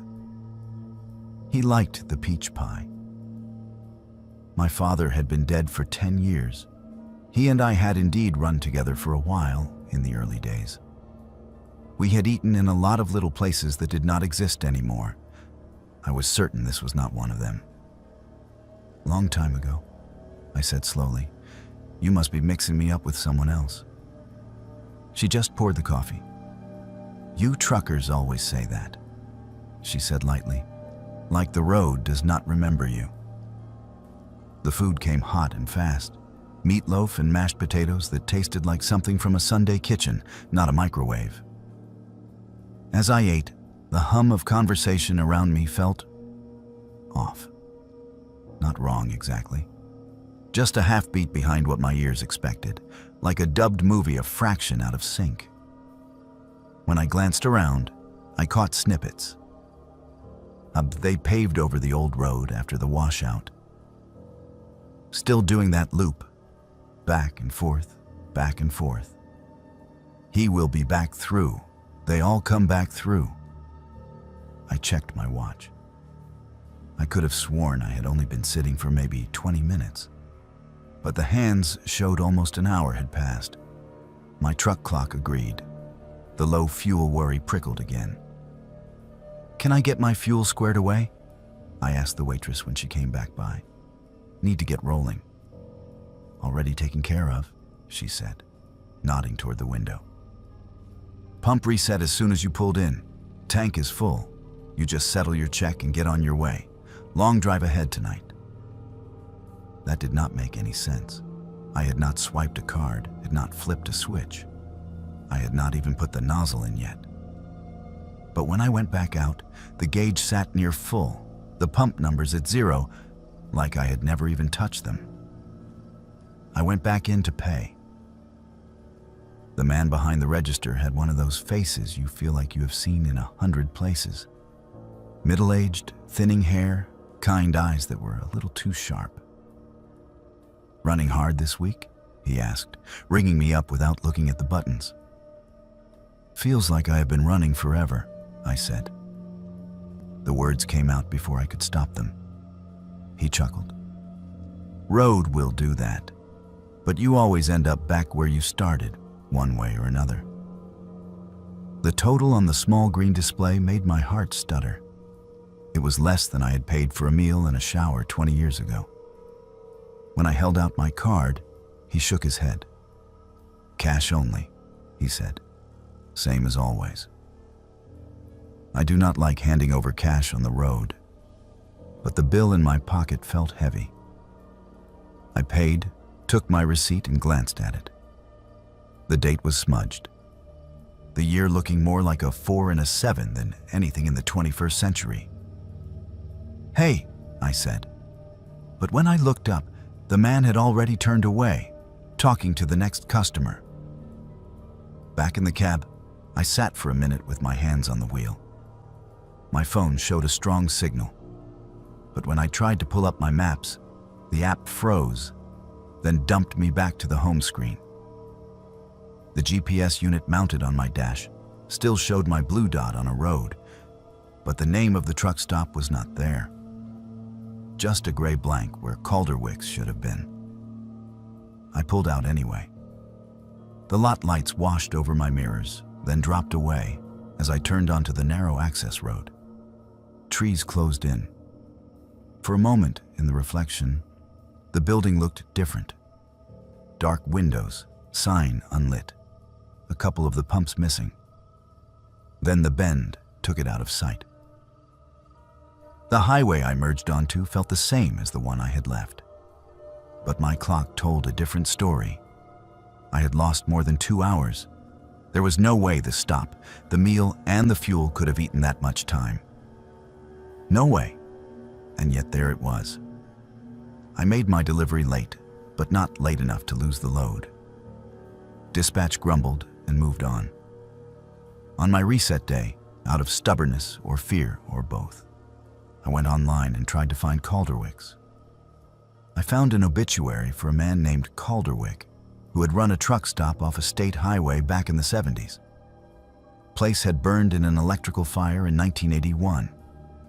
3 people dead. No one had rebuilt. The photos in the article showed a sign almost identical to the one I had driven under, half melted and blackened. There were no recent business listings. No satellite images showed a building where I remembered it. Just a gravel patch slowly being reclaimed by weeds. These days, when the GPS chirps about a faster route, I think twice. I stick to the roads I know, even if it means crawling through traffic. On the nights when I am so tired the lines start to shimmer, and the thought of a hot meal in a quiet diner sounds like heaven, I keep one eye on the signs. Every now and then, out of the corner of my vision, I swear I see Calderwick's truck haven flicker by on an old, leaning post, arrow pointing down some side road I have never taken. My hands tighten on the wheel, and I keep going. I am not afraid of getting lost anymore. Not the regular kind of lost. It is the other kind that worries me. The kind where you stop somewhere that feels more like a memory than a place. And when you leave, you are not entirely sure the world you roll back into is exactly the same one you left. I have spent my life finding my way back home. I am too close to the end to risk ending up somewhere the maps forgot. Hello everyone, welcome back to Buried Files. Tonight we return with another collection of disturbing accounts that have been carefully documented and preserved from the darkest corners of Oregon. In this episode, we will journey through 6 harrowing tales of human encounters with forces that defy explanation. Each story drawn from real testimonies of individuals who survived experiences that forever changed their understanding of what lurks in the shadows of the Pacific Northwest. From Forest Service rangers to coastal patrol officers, from urban explorers to farm workers, these witnesses have come forward to share their most terrifying encounters with phenomena that exist beyond the boundaries of conventional understanding. Each narrative has been meticulously researched and reconstructed from detailed accounts provided by those who lived through these events. To protect the privacy and safety of those involved, certain names and identifying details have been carefully altered while preserving the essential truth of their experiences. If you are new here, make sure to subscribe to Buried Files for daily collections of true horror content that will challenge everything you thought you knew about our world. Hit that notification bell so you never miss when we uncover the next buried truth. Let us know in the comments below which Oregon location you would never visit alone after hearing these stories. After 15 years working for the Oregon Forest Service, I thought I had seen everything these woods could throw at me. I was wrong, and what happened last October in the Deschutes National Forest ended my career. My name is Joshua, and I used to patrol the backcountry areas where most people never venture. It was my job to monitor trail conditions, check for illegal camping, and ensure hikers stayed safe in some of the most remote wilderness Oregon has to offer. I loved that job more than anything in my life, which makes what I am about to tell you that much harder to accept. The incident happened during what should have been a routine patrol of the Three Sisters Wilderness area. I had been assigned to check a section of trail that had been closed to the public for 3 months due to reported landslide damage. The area was about 12 miles from the nearest road, accessible only on foot through dense pine and fir forest that stretched for miles in every direction. I had hiked this particular section dozens of times over the years, and I knew every landmark, every stream crossing, and every potential hazard along the way. That morning started like any other. I loaded my pack with the usual gear, emergency supplies, radio equipment, and my service weapon. The weather forecast called for clear skies and moderate temperatures, perfect conditions for a long day hike into the wilderness. I signed out at the ranger station at 6:30 in the morning and began the trek to the closed trail section. The first few hours passed without incident as I made my way along familiar paths, documenting trail conditions and taking photographs of areas that would need maintenance attention. The trouble started around 11 in the morning when I reached the section that had reportedly suffered landslide damage.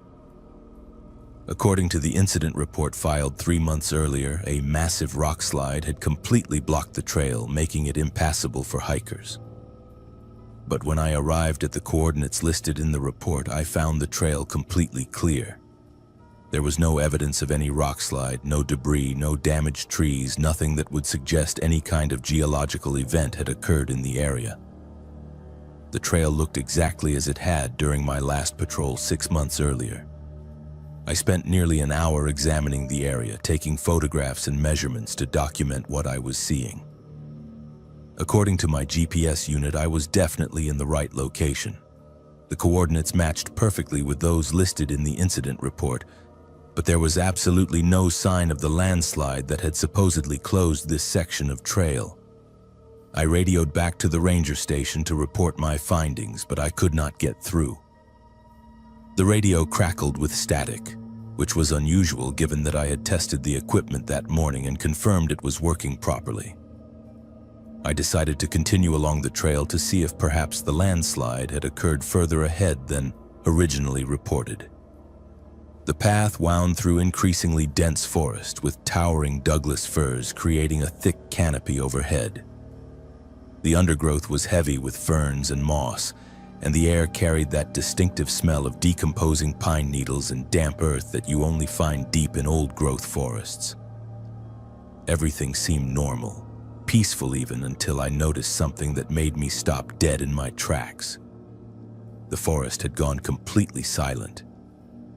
No bird songs, no rustling of small animals in the underbrush, no buzzing of insects.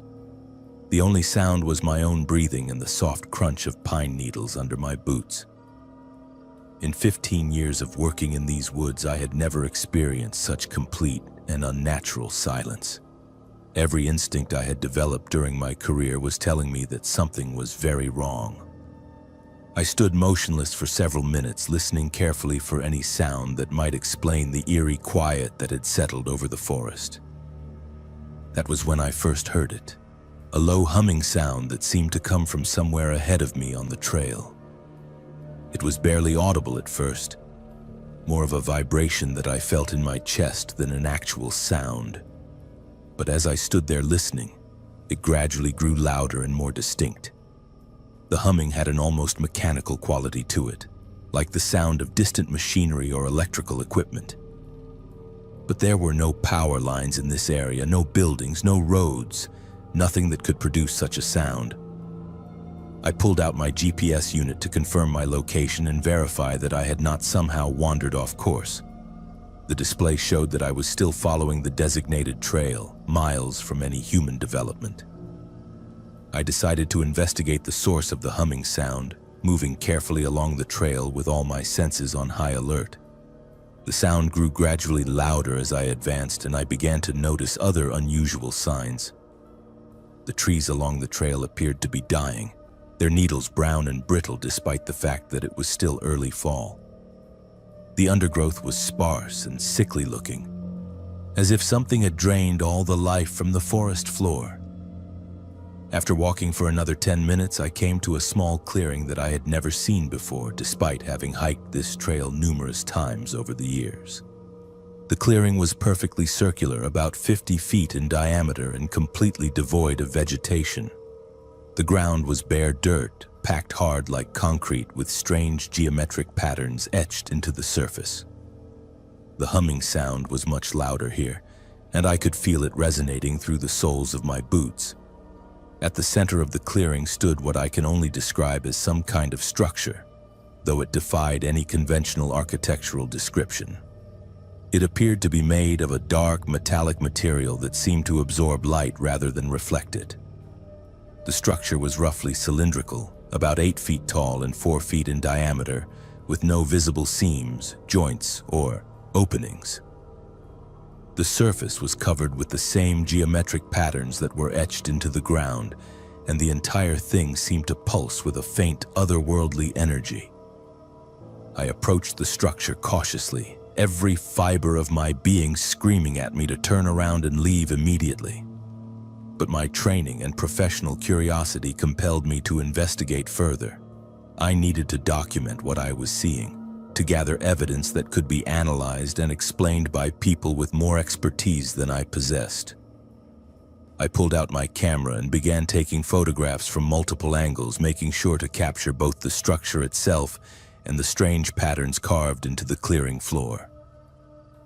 As I moved around the structure taking pictures, I noticed that my compass was spinning wildly, unable to settle on any consistent direction.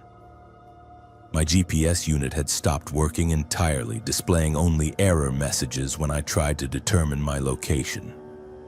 Even more disturbing, my watch had stopped, the hands frozen at exactly 11:47, though I was certain it had been working properly when I checked it earlier. The humming sound began to change, becoming more complex and varied, almost like some kind of alien language or communication system. I could feel the vibrations growing stronger, penetrating deep into my body and making my bones ache.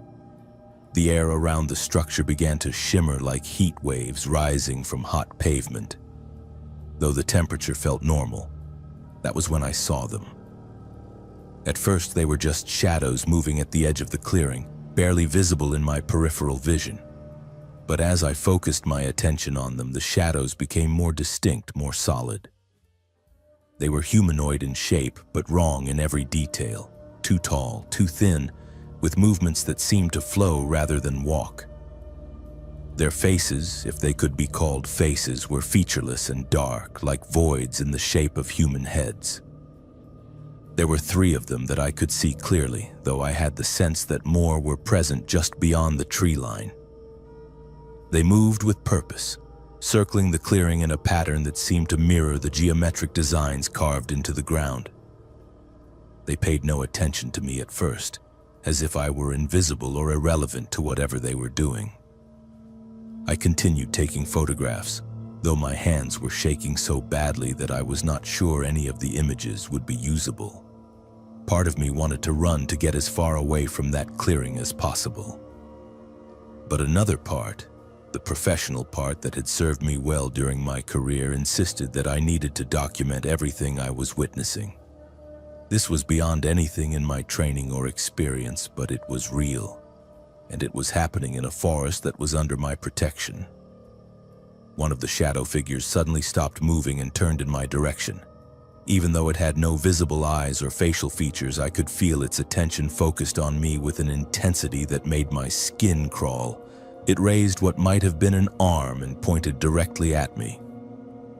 The humming sound changed again, becoming sharper and more urgent, almost threatening in its tone. The other figures stopped their circling and also turned toward me. I felt a wave of something, not heat or cold, but some other form of energy that made every nerve in my body scream in alarm. My camera stopped working, the display going dark despite a full battery. My radio, which had been producing only static, went completely dead. Even the digital display on my GPS unit flickered and went blank. I knew that I had to leave immediately. Every survival instinct I possessed was telling me that I was in mortal danger. I backed slowly toward the tree line, never taking my eyes off the shadow figures. They did not follow me, but I could feel their attention tracking my every movement. The humming sound grew louder and more aggressive, as if warning me never to return. Once I reached the safety of the forest, I turned and ran. I ran harder and faster than I had ever run in my life, crashing through undergrowth and leaping over fallen logs in my desperate need to put distance between myself and that clearing. I did not stop running until I reached my vehicle, and even then I could still feel the phantom vibrations of that alien humming in my bones.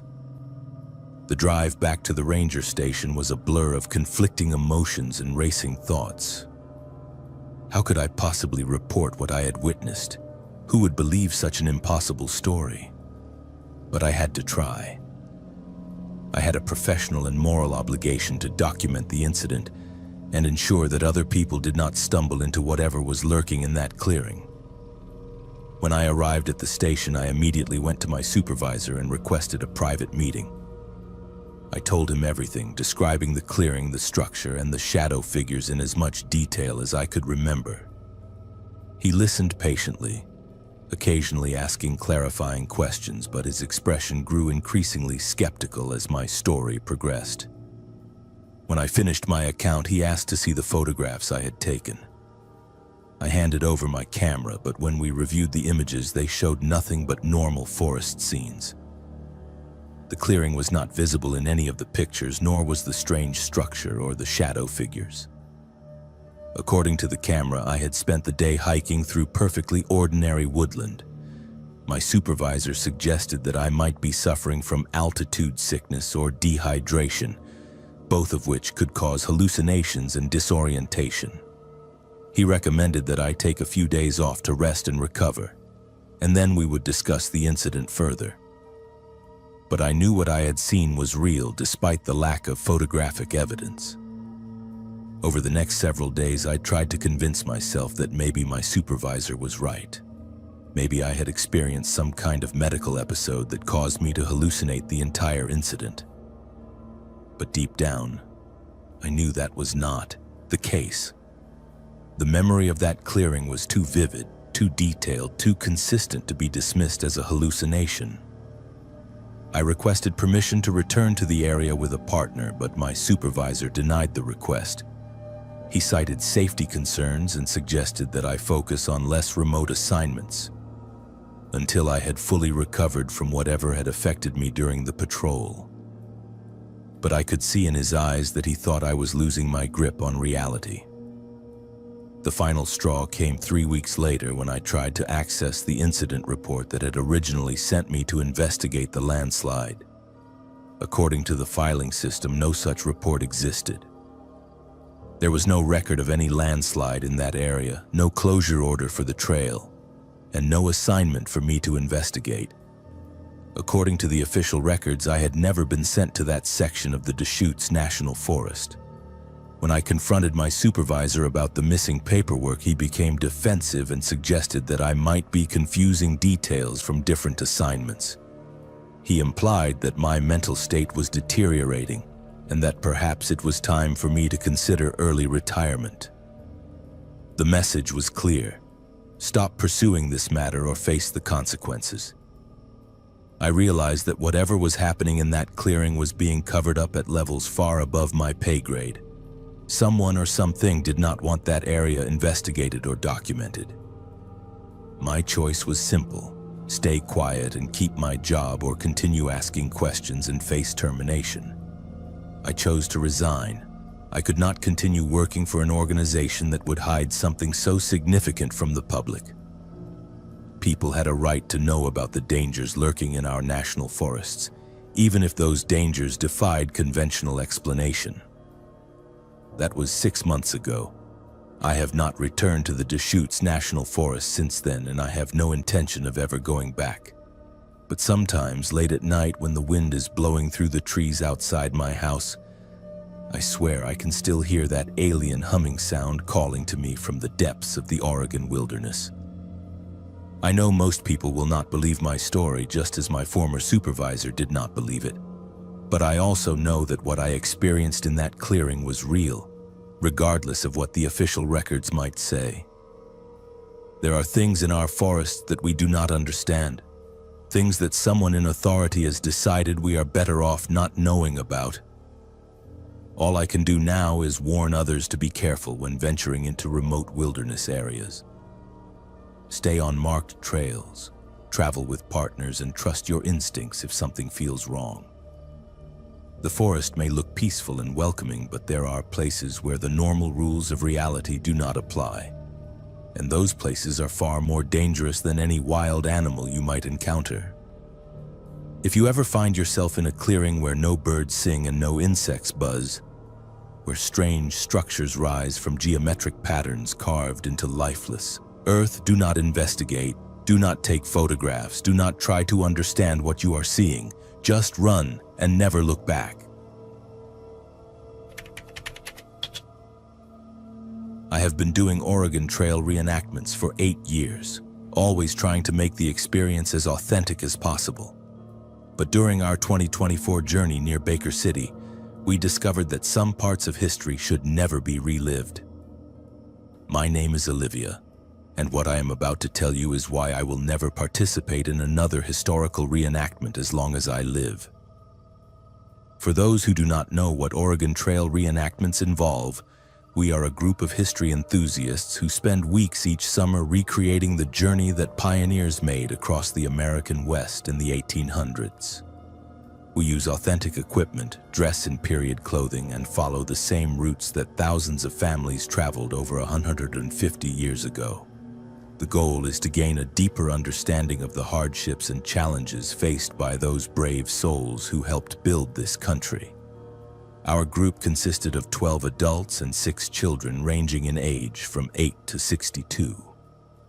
We had been planning this particular reenactment for 2 years, working with historians and local authorities to map out an authentic route through eastern Oregon that would take us along some of the lesser-known segments of the original Oregon Trail. The journey was scheduled to last 3 weeks, covering approximately 180 miles of challenging terrain. I had been elected as the wagon master for this expedition, which meant I was responsible for coordinating our daily movements, ensuring everyone stayed safe, and maintaining the historical accuracy of our experience. I took this role very seriously, spending months researching the specific challenges faced by pioneer families in this region during the 1840s and 1850s. Our preparation was extensive. We had authentic covered wagons pulled by oxen, period-appropriate clothing and tools, and historically accurate food supplies including hardtack, dried beans, and salted meat. We carried no modern conveniences except for emergency communication equipment and basic medical supplies, both of which were kept hidden from sight to maintain the illusion of authenticity. The first week of our journey went exactly as planned. The weather was favorable, our oxen were strong and healthy, and the group was in high spirits. We followed wagon ruts that were still visible after more than a century, camping each night in locations that had been used by actual pioneer families during their westward migration. The children in our group were especially excited, treating the entire experience like the ultimate educational adventure. But everything changed during our second week, when we reached a section of the trail near Baker City that none of us had ever traveled before. According to our historical maps, this area had been the site of several tragic incidents during the peak years of Oregon Trail migration. Families had been forced to abandon wagons and possessions when the terrain became too difficult to navigate. Some had died from disease, others from accidents, and a few had simply disappeared without explanation. The landscape in this region was harsh and unforgiving, with rocky terrain, steep hills, and very little water. The original pioneers had struggled mightily to cross this section, and we were beginning to understand why. Our oxen were having difficulty pulling the wagons over the rough ground, and we were forced to stop frequently to rest both the animals and ourselves. It was during one of these rest stops that we first noticed something unusual. While examining the ground around our campsite, one of our group members discovered what appeared to be remnants of an old wagon wheel, partially buried in the dirt and rocks. This was not uncommon along the Oregon Trail, as pioneers were often forced to abandon equipment that became too damaged or burdensome to continue carrying. But as we examined the wheel more closely, we realized it was in remarkably good condition for something that should have been over 150 years old. The wood showed signs of age and weathering, but it had not rotted or disintegrated the way we would have expected. More disturbing, there were dark stains on the wood that looked suspiciously like dried blood. Our group historian, a retired professor named Margaret, suggested that we might have discovered an artifact from one of the documented tragedies that had occurred in this area. She pulled out her research materials and confirmed that at least 3 separate wagon trains had reported serious incidents at this location, including accidents, illness, and attacks by hostile parties. That night, as we sat around our campfire eating our simple meal of beans and hardtack, Margaret shared some of the historical accounts she had uncovered during her research. The stories were darker than any of us had expected, involving not just the typical hardships of frontier life, but also violence, betrayal, and mysterious disappearances that had never been properly explained. One account from 1847 described a family of 7 who had stopped to rest in this exact area after their wagon broke down. When a search party found them 3 days later, the parents and oldest children were missing, and the 2 youngest children were found hiding in the wagon, too traumatized to speak. The children eventually told authorities that strange people had come in the night, people who looked like pioneers but acted wrong, moving and talking in ways that frightened them. Another story from 1852 involved a wagon train of 23 families who camped in this region for 2 nights while making repairs to their equipment. On the second night, several members of the group reported hearing voices calling to them from the darkness, voices that sounded like family members who were supposed to be sleeping in their wagons. When they investigated, they found their actual family members safe in their beds with no explanation for the voices they had heard. The most disturbing account came from 1856, when a group of 15 pioneers reported encountering what they described as a phantom wagon train. According to their testimony, they had seen another group of travelers moving parallel to their route, always staying just at the edge of visibility. When they attempted to make contact with these other pioneers, hoping to join forces for mutual protection, the phantom group would disappear entirely, only to reappear in a different location hours later. As Margaret shared these historical accounts, I noticed that several members of our group were becoming increasingly uncomfortable. The children especially seemed frightened by the stories, and I began to worry that our pursuit of historical authenticity might be having a negative impact on what was supposed to be an educational and enjoyable experience. But it was too late to change course. We were committed to following the historical route, and we were already 2 weeks into our journey with only 1 week remaining. We had invested too much time, money, and effort to abandon the expedition based on old stories and legends that probably had perfectly rational explanations. That night, I lay in my bedroll listening to the sounds of the wilderness around us. The wind through the sagebrush, the distant cry of coyotes, and the occasional snort or shifting movement of our oxen as they grazed nearby. But mixed in with these natural sounds, I began to hear something else. Voices, very faint and distant, that seemed to be coming from somewhere beyond our campsite. At first, I assumed it was other members of our group talking quietly around the dying embers of our campfire. But when I raised my head to look, I could see that everyone in our camp was asleep. The voices were coming from somewhere else, somewhere in the darkness beyond the circle of light cast by our fire. I listened carefully, trying to determine what the voices were saying and where exactly they were coming from. They seemed to be having a conversation, multiple people discussing something in urgent, hushed tones. But I could not make out the specific words, and the sound seemed to move around our campsite, coming first from one direction and then from another. I considered waking the others, but I did not want to cause unnecessary alarm over what might simply be travelers camped somewhere nearby. Instead, I lay quietly and continued to listen, hoping the voices would either stop or become clear enough for me to understand what was being said. After nearly an hour of listening to the mysterious conversation, I finally heard something that made my blood run cold. One of the voices clearly called out the name of Margaret, our group historian.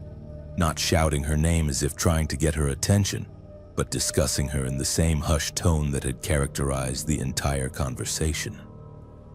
I sat up immediately, my heart pounding with a mixture of fear and confusion. Someone was out there in the darkness talking about one of our group members by name. This was no coincidence, and it was certainly not a group of innocent travelers who happened to be camping nearby. I quietly made my way over to where Margaret was sleeping and gently shook her awake. When she opened her eyes, I put my finger to my lips and pointed toward the darkness where the voices were coming from. She sat up slowly, listening carefully, and after a few minutes she heard them too. We woke the other adults in our group one by one, being careful not to disturb the sleeping children. Soon we had 8 adults sitting quietly around the remains of our campfire, all listening to the mysterious voices that continued to drift through the darkness around us. The conversation seemed to be focused on our group specifically, discussing our movements, our equipment, and individual members by name. They knew details about our journey that no outsider should have known, including our planned route for the following day and the specific supplies we were carrying in our wagons. One of the men in our group, a retired military officer named Robert, suggested that we might be dealing with modern-day thieves who had been monitoring our expedition and were planning to rob us of our authentic historical equipment and supplies. Some of our wagons, oxen, and period artifacts were worth considerable money, and we were carrying everything in isolated wilderness areas where criminal activity would be difficult to detect or investigate. But as we continued to listen to the voices, it became clear that this was not a simple robbery scheme.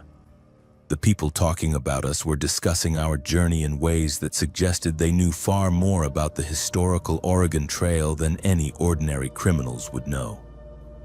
They referenced specific events from the 1800s, mentioned families and individuals who had traveled this route over 150 years ago, and spoke about our reenactment as if it were somehow connected to those long-ago tragedies. Margaret grabbed her research materials and began looking through her historical accounts, comparing what the voices were saying to the documented incidents she had uncovered. The correlation was undeniable. The voices were referencing the same families, the same tragedies, and the same mysterious disappearances that had been reported in this area during the peak years of Oregon Trail migration. As dawn began to break, the voices gradually faded away, leaving us exhausted and deeply unsettled. We had spent the entire night listening to people discuss our expedition in detail, but we had never seen who was talking or determined where they were located. Despite searching the area around our campsite, we found no evidence that anyone else had been nearby during the night. We faced a difficult decision. We could continue with our planned route, hoping that the previous night had been an isolated incident, or we could abandon our carefully planned expedition and head for the nearest town. The rational part of me wanted to continue, to maintain the historical authenticity of our journey and complete what we had started. But the protective part of me was deeply concerned about the safety of the children in our group. The decision was made for us later that morning when we discovered that one of our wagons had been damaged during the night. The canvas top had been slashed in multiple places and several of our essential supplies had been stolen, including most of our remaining food and all of our medical supplies. Whoever had been talking about us in the darkness had also taken action against us. Robert conducted a thorough investigation of the crime scene, using his military training to look for clues about who might have been responsible for the theft and vandalism. What he found was more disturbing than the crime itself. The footprints around our damaged wagon were not from modern hiking boots or work shoes, but from what appeared to be authentic period footwear. The kind of leather boots and shoes that pioneers would have worn during the 1800s. More unsettling, the method used to slash our wagon canvas was not consistent with a modern knife or blade, but rather with the kind of rough, improvised cutting tools that would have been available to travelers on the original Oregon Trail. Someone was not just stealing from us, but doing so in a way that was historically authentic to the period we were trying to recreate. We had no choice but to abandon our expedition. With our food supplies stolen and our wagon damaged, we could not safely continue our journey, especially with children in our group.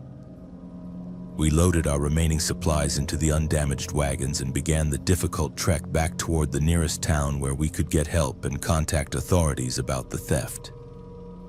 The return journey was tense and frightening. We moved as quickly as possible while constantly watching for signs that we were being followed or observed. Several times during that first day, members of our group reported seeing figures in the distance, people dressed in period clothing who seemed to be shadowing our movements but always staying just far enough away to avoid clear identification. On our final night before reaching town, we experienced the most terrifying incident of the entire expedition. As we set up camp in what we hoped would be a safe location near a well-traveled road, we began to hear the voices again. But this time, they were not discussing our movements from a distance. They were calling to us directly, trying to convince members of our group to leave the safety of our campsite and come into the darkness. The voices claimed to be other reenactors who had become separated from their own group and needed our help. They knew the names of several people in our expedition and referenced specific details about our journey that made their claims seem plausible. But Robert and I recognized the voices from the night before, and we knew that this was some kind of trap or trick designed to lure us away from our group. The most chilling moment came when one of the voices called out to Margaret specifically, claiming to be her research partner from the university, and insisting that he had discovered evidence of an important historical artifact nearby. The voice knew details about Margaret's academic work that no stranger should have known, and for a moment even she seemed tempted to investigate. We managed to keep everyone together until morning, but it required constant vigilance and repeated reminders that nothing good could come from venturing into the darkness to meet mysterious strangers who claimed to need our help. The children were especially frightened by the voices calling to them, and several of the adults admitted later that they had felt an almost irresistible urge to respond to the calls. When we finally reached town the next day, we immediately contacted local law enforcement to report the theft and harassment we had experienced during our expedition. The sheriff listened to our account with a mixture of skepticism and concern, clearly having difficulty believing that we had been systematically stalked and robbed by people dressed as 1800s pioneers. But when we mentioned the specific location where the incidents had occurred, his expression changed dramatically. He explained that our group was not the first to report strange encounters in that particular area. Over the years, several other historical reenactment groups, hiking parties, and even some local residents had described similar experiences involving mysterious figures in period clothing who seemed to know far more about visitors than they should. The sheriff suggested that we might be dealing with a group of individuals who had become obsessed with Oregon Trail history to the point where they were living out some kind of elaborate fantasy in the wilderness. These people might be using their extensive historical knowledge to intimidate and rob visitors while maintaining the illusion that they were somehow connected to the original pioneer experience. But he also mentioned a darker possibility that had been discussed among local law enforcement. There had been several unexplained disappearances in the region over the years involving people who had last been seen hiking or camping in areas associated with Oregon Trail history. While there was no concrete evidence connecting these disappearances to the mysterious figures that visitors kept reporting, the correlation was troubling enough to warrant serious concern. We never recovered our stolen supplies or received any explanation for the harassment we had experienced during our expedition. The case remained open but inactive, with local authorities occasionally following up on similar reports but never making any arrests or gathering definitive evidence about who was responsible for the ongoing incidents. I disbanded our reenactment group after that experience, and I have never participated in another Oregon Trail expedition. Several other members of our group reported having nightmares for months afterward, dreams involving the voices calling to them from the darkness and mysterious figures in period clothing who seemed to know intimate details about their personal lives. Margaret continued her historical research for a while, but she eventually abandoned her Oregon Trail project as well. She told me later that she could no longer read accounts of pioneer tragedies without hearing those voices from the wilderness, and that the entire subject had become too psychologically disturbing for her to continue studying. The children in our group were perhaps affected most severely by the experience. Several of them developed anxiety about camping or spending time outdoors, and their parents reported that they would wake up in the middle of the night claiming to hear voices calling their names from outside their bedrooms. I still believe that historical reenactments can be valuable educational experiences when conducted safely and appropriately. But I also know that there are some places and some periods of history that should be left undisturbed. The Oregon Trail represents one of the most challenging and tragic chapters in American pioneer history, involving thousands of deaths, countless hardships, and mysteries that have never been solved. Perhaps some of those mysteries are meant to remain unsolved. Perhaps the voices we heard in the darkness were echoes of tragedies that occurred more than 150 years ago, still playing out in places where the boundary between past and present has become dangerously thin. Or perhaps we encountered something far more concrete and threatening. A group of people who have become so obsessed with recreating the past that they have lost touch with the present. Either way, I learned that there are limits to how authentic a historical experience should be, and that some parts of history are too dangerous to relive. The Oregon Trail claimed thousands of lives during the years of westward migration, and it may still be claiming lives today. I urge anyone interested in Oregon Trail history to study it from the safety of libraries and museums rather than venturing into the wilderness areas where those original tragedies occurred. Some experiences are meant to remain in the past, and some voices are meant to remain silent. The lessons of history are important, but they should never come at the cost of modern lives and safety. The trail west was difficult enough for the original pioneers who had no choice but to travel it. Those of us who do have a choice should choose wisely.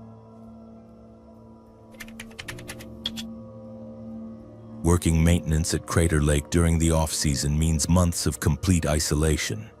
It is just you, the snow, and that impossibly deep water.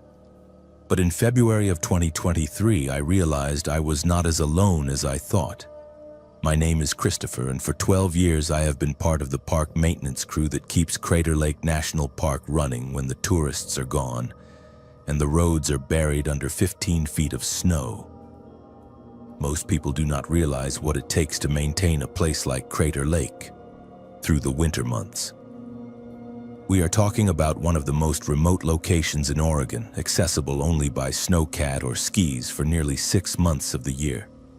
The park officially closes to vehicle traffic in November, and we do not see regular visitors again until late May or June. During those winter months, only a skeleton crew of maintenance workers, rangers, and emergency personnel remain on site. I have always loved the isolation that comes with winter work at Crater Lake. There is something peaceful about being surrounded by pristine wilderness, with nothing but the sound of wind through the pine trees and the occasional crack of ice shifting on the lake surface. The work is hard, physical labor and brutal conditions, but it has always been worth it for the solitude and the connection to one of the most beautiful places on Earth. Our crew of 4 was responsible for maintaining the visitor center, the lodge facilities, and the critical infrastructure that keeps the park operational during the winter closure. We lived in staff quarters at the rim, isolated from the outside world for weeks at a time. Communication with the outside was limited to radio contact with park headquarters and emergency services, and even that was often unreliable due to weather conditions and the mountainous terrain.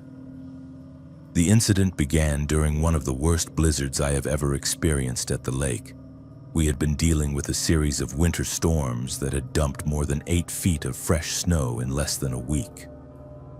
The wind was howling constantly, creating whiteout conditions that made it impossible to see more than a few feet in any direction. We were essentially trapped in our quarters, waiting for the weather to break so we could assess the damage to park facilities. It was during the third night of the storm that I first heard the sounds. I was lying in my bunk, listening to the wind rattling the windows, when I became aware of something else mixed in with the storm noise. It sounded like voices, multiple people talking in urgent, hushed tones. At first, I assumed it was one of my co-workers using a radio or maybe watching something on their tablet. But when I got up to investigate, I found that everyone else was sound asleep. I returned to my bunk, telling myself that I had been hearing things. The isolation and constant storm noise could play tricks on your mind, and I had experienced auditory hallucinations during previous winter assignments. But the voices continued, becoming clearer and more distinct as I lay there listening. They seemed to be coming from outside the building, somewhere in the storm. The next morning, when the wind finally died down enough for us to venture outside, I mentioned what I had heard to my supervisor. He listened with the kind of patient attention that suggested he had dealt with similar reports before. He explained that the extreme isolation and sensory deprivation of winter work could cause people to hear things that were not there, and that it was nothing to be concerned about unless it interfered with my work performance. But I knew what I had heard, and it had not sounded like a hallucination. The voices had been too clear, too consistent, too purposeful. They had been discussing something specific, though I could not make out the exact words. More disturbing, they had seemed to be moving around the building as if a group of people were conducting some kind of patrol or search in the middle of a blizzard. Over the next few days, as we worked to clear snow from the visitor center and assess storm damage to park facilities, I found myself constantly listening for the voices. I did not hear them during the day, but every night they returned. Always the same pattern, starting sometime after midnight and continuing until just before dawn. Always the same urgent, hushed tones, as if people were discussing something they did not want to be overheard. The other members of our crew did not report hearing anything unusual, which made me question my own sanity. I began to wonder if the isolation was affecting me more than I had realized. I had worked winter assignments at Crater Lake for over a decade, but this was the most severe weather I had ever experienced, and we had been cut off from outside contact for longer than usual due to the repeated storms. But my doubts about what I was hearing ended abruptly during my fourth night at the lake. I was lying awake listening to the voices outside when I heard something that made my blood freeze. One of the voices clearly said my name, not shouting it, not calling out to me, but discussing me in the same hushed tone they used for everything else. "Christopher is in the East Wing," the voice said, as clearly as if someone had been standing next to my bed. I sat up immediately, my heart pounding with a mixture of fear and anger. Someone was outside our building in the middle of a blizzard talking about me specifically. I got out of bed, pulled on my winter gear, and grabbed a powerful flashlight from my equipment kit. I was going to find out who was out there and what they wanted. The moment I stepped outside, I realized how foolish I was being. The storm was still raging, though not as violently as the previous nights. The temperature was well below zero, and the wind chill made it feel even colder. No rational person would be outside in these conditions unless they were in immediate danger, but I could still hear the voices coming from somewhere near the visitor center. I followed the sound, moving carefully through knee-deep snow and using my flashlight to avoid obstacles buried under the drifts. The voices seemed to be coming from the area around the main visitor center building, but as I got closer, they seemed to move away, always staying just at the edge of my hearing range. I spent nearly an hour searching through the storm, following the voices as they led me in a rough circle around the RIM facilities. My flashlight beam revealed nothing but wind-blown snow and the dark shapes of buildings and trees. There were no footprints, no signs that anyone else had been moving through the area. But the voices continued, always just ahead of me, always just out of reach. Eventually, the cold forced me to give up the search and return to the staff quarters. I was shivering uncontrollably, and I knew I was risking frostbite by staying outside any longer. But as I reached the door to our building, I heard something that confirmed my worst fears. The voices were now coming from behind me, discussing my search in the same hushed tones they had used earlier. "He knows we are here," one voice said. "What should we do about that?" asked another. The conversation continued, but I could not make out the rest as I fumbled with the door lock and rushed inside to the warmth and safety of the building. The next morning, I told my supervisor everything that had happened during my late-night search.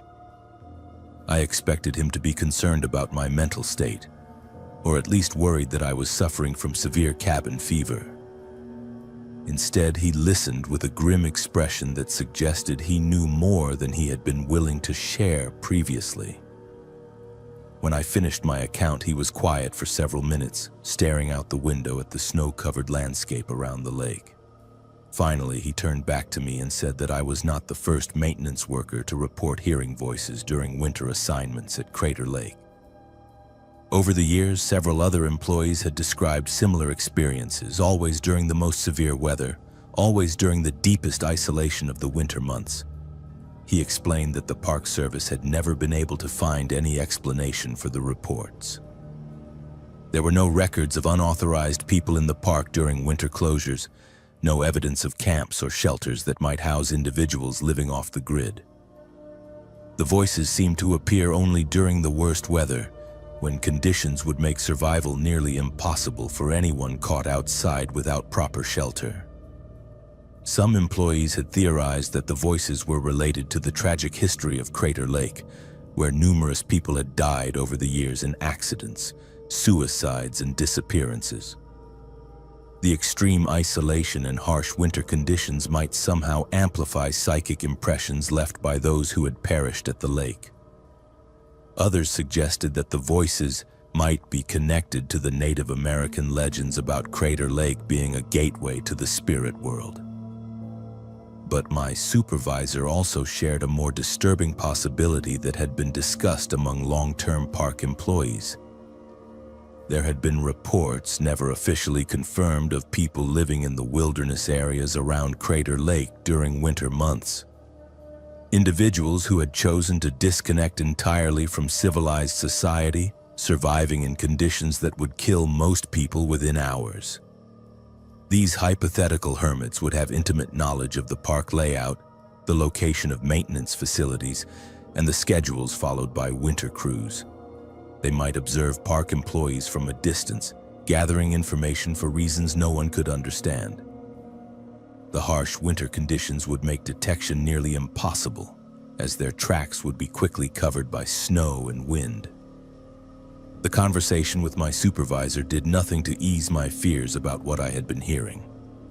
If anything, it made the situation worse by confirming that other people had experienced similar encounters. I was not losing my mind, but I was also not dealing with anything that had a rational explanation. Over the remaining weeks of my winter assignment, I continued to hear the voices on a regular basis. They seemed to be monitoring our activities, discussing our work schedules and personal habits with an attention to detail that was deeply unsettling. I began to feel like I was living under constant surveillance, watched by unseen observers who knew everything about my daily routine. The voices followed me when I worked alone in remote areas of the park, always staying just out of sight but close enough to make their presence known. They seemed to know when I was carrying my radio and when I was beyond the range of communication with other park employees. During those times, their conversations became more detailed and more threatening. On one particularly disturbing occasion, I heard them discussing the layout of the staff quarters, including specific details about which rooms were occupied and which were empty. They knew where I slept, where I kept my personal belongings, and what my work schedule would be for the following week. The level of surveillance implied by their knowledge was terrifying. I began taking precautions that would have seemed paranoid under normal circumstances. I varied my work routes and schedules as much as possible. I never worked alone in remote areas without first checking in with other crew members. I kept emergency supplies with me at all times, including extra food, water, and cold weather gear. But the voices seemed to adapt to my precautions, always staying one step ahead of my attempts to avoid them. They began appearing in areas where I had never heard them before, including inside park buildings where they should not have been able to operate without being detected by other employees. The final incident occurred during my last week at the lake. I was conducting a routine inspection of the visitor center heating system when I heard voices coming from somewhere inside the building. They were discussing a plan to approach me directly, to make contact rather than simply observing from a distance. I immediately radioed my supervisor and requested backup. But by the time another crew member arrived, the voices had stopped. A thorough search of the building revealed no signs of intruders, no evidence that anyone had been inside who should not have been there. My supervisor arranged for me to leave the park 2 days early, officially due to a family emergency, but actually because he was concerned about my psychological state. I was relieved to go, and I have never returned to Crater Lake for a winter assignment. I still do not know what I was hearing during those weeks of isolation at the lake. The official explanation is that extreme stress and sensory deprivation caused me to experience auditory hallucinations. But I know the difference between imagination and reality, and what I heard was real. There is something in the wilderness around Crater Lake that watches and waits during the winter months. Something that knows the park better than the people who work there. Something that monitors human activity with an intelligence and purpose that defies explanation. Whether it is living people who have chosen to exist outside civilized society or something else entirely, I cannot say. All I know is that Crater Lake is not as empty during the winter as it appears to be. There are observers in those snow-covered forests, watchers who know your every move and discuss your activities in hushed, urgent voices that carry on the winter wind. I have transferred to a different park, one that does not require winter isolation assignments. I sleep better now knowing that I am not being watched by unseen eyes or discussed by voices that should not exist. But sometimes on cold winter nights when the wind is howling outside my window, I think I can still hear them calling my name.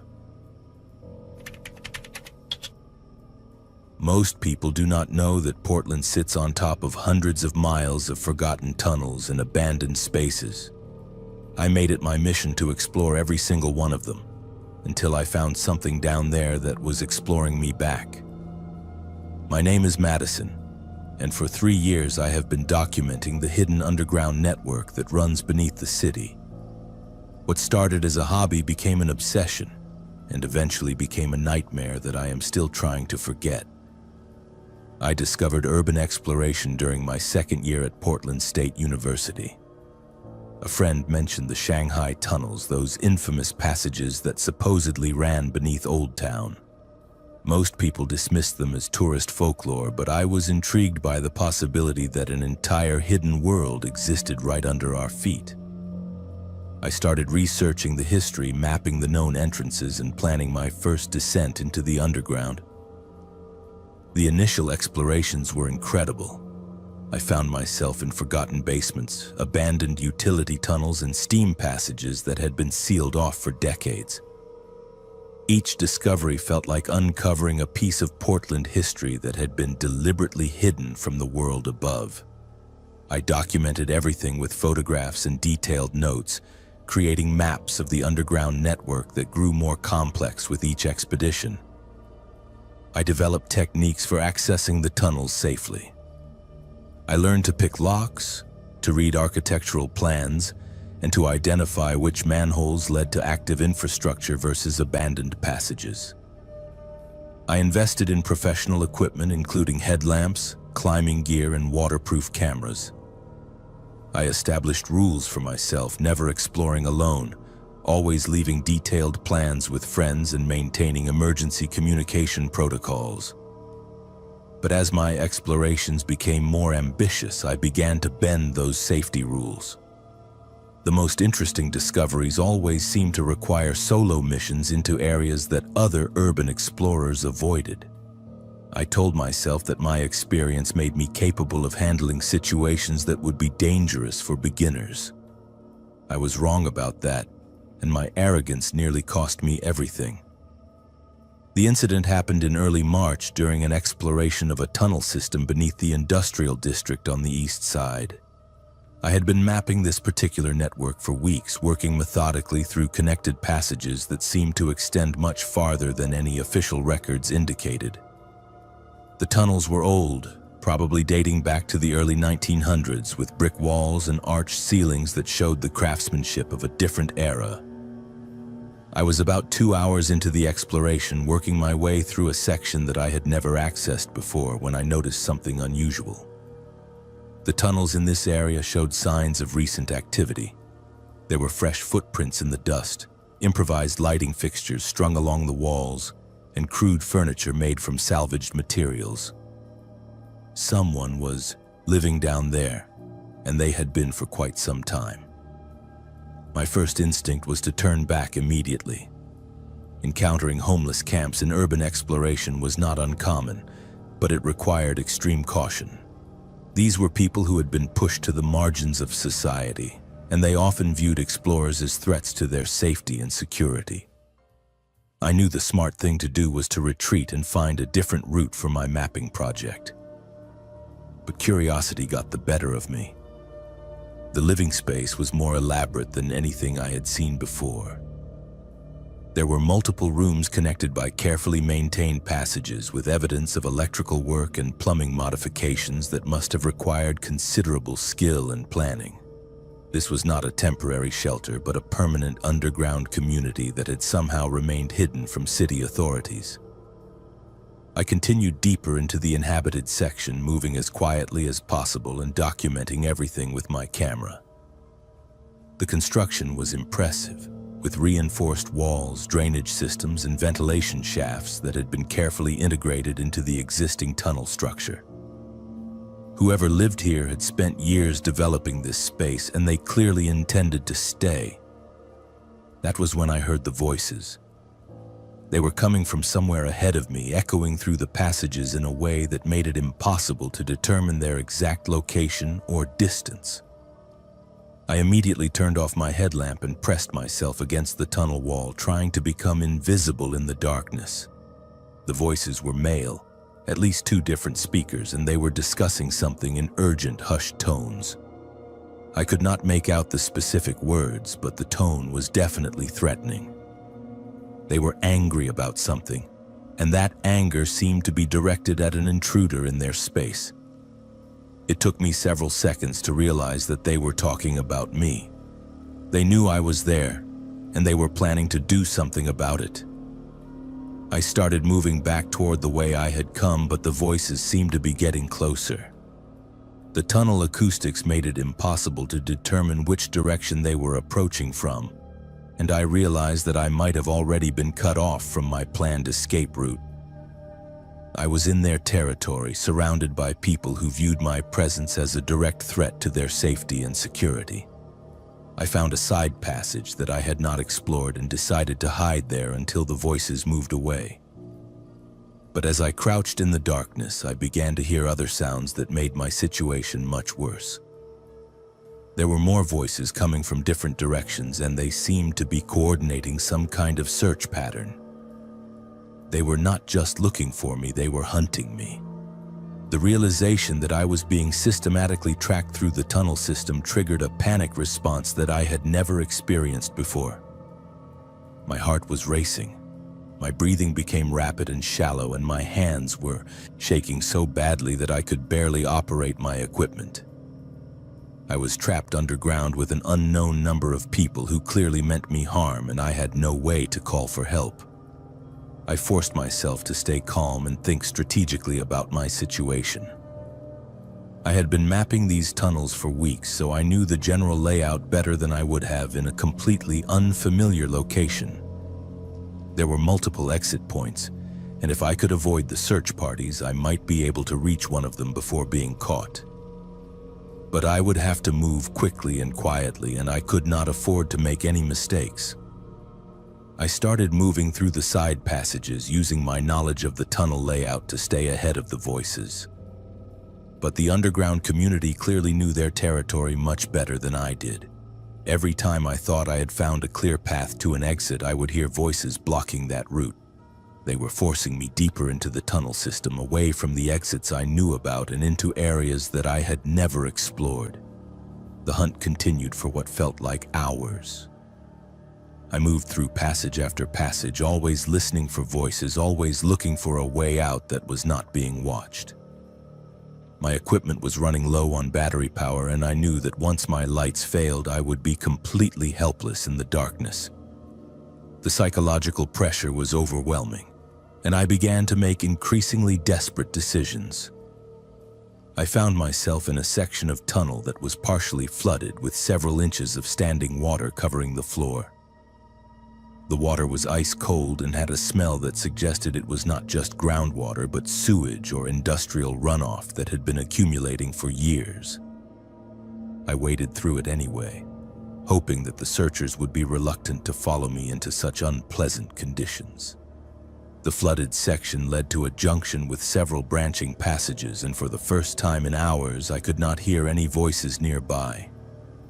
I chose the passage that seemed to angle upward, hoping it would lead me back towards street level and a possible exit. But after following it for several hundred yards, I found myself at a dead end with no way forward. I was forced to backtrack through the flooded section, and when I reached the junction again, I could hear voices approaching from multiple directions. They had found my trail through the water, and they were closing in on my position. I had nowhere left to run, and my battery power was nearly exhausted.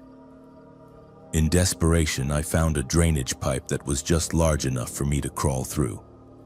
It was a tight fit, and the pipe was filled with debris and standing water, but it was my only option.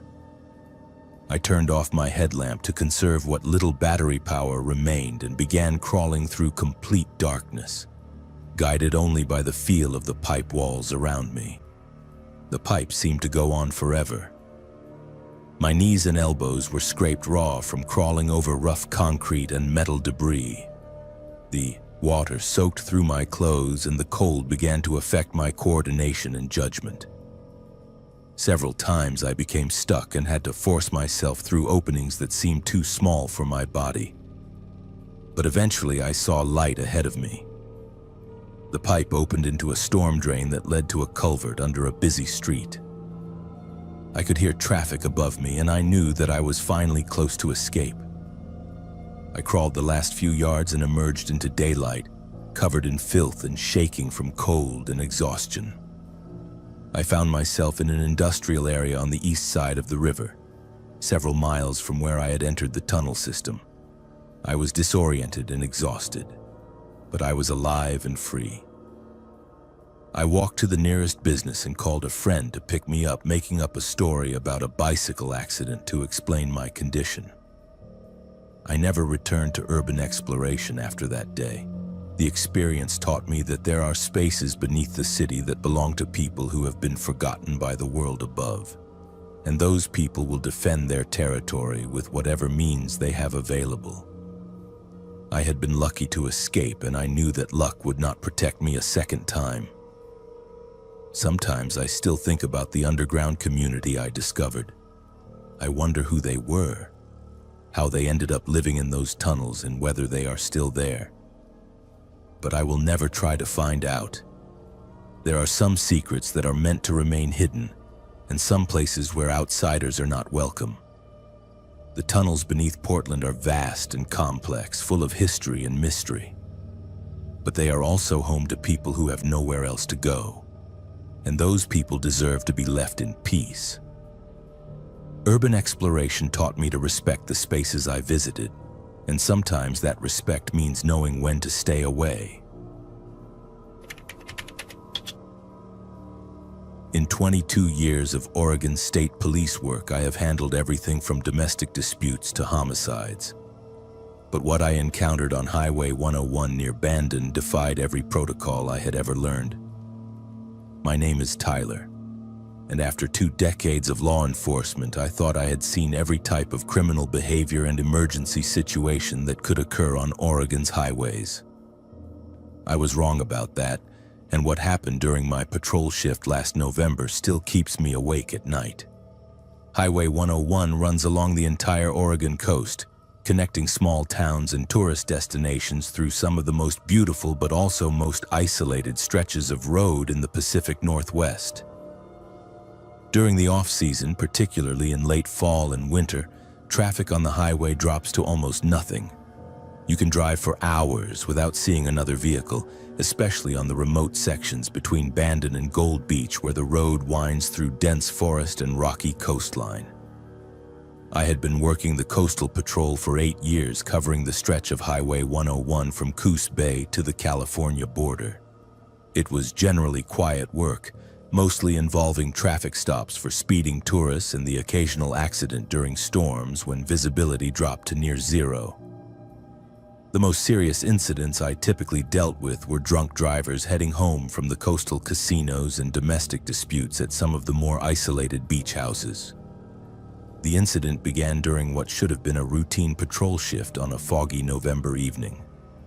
I was driving southbound near Bandon around 10:30 in the evening when I received a radio call about a stranded motorist approximately 15 miles ahead of my position.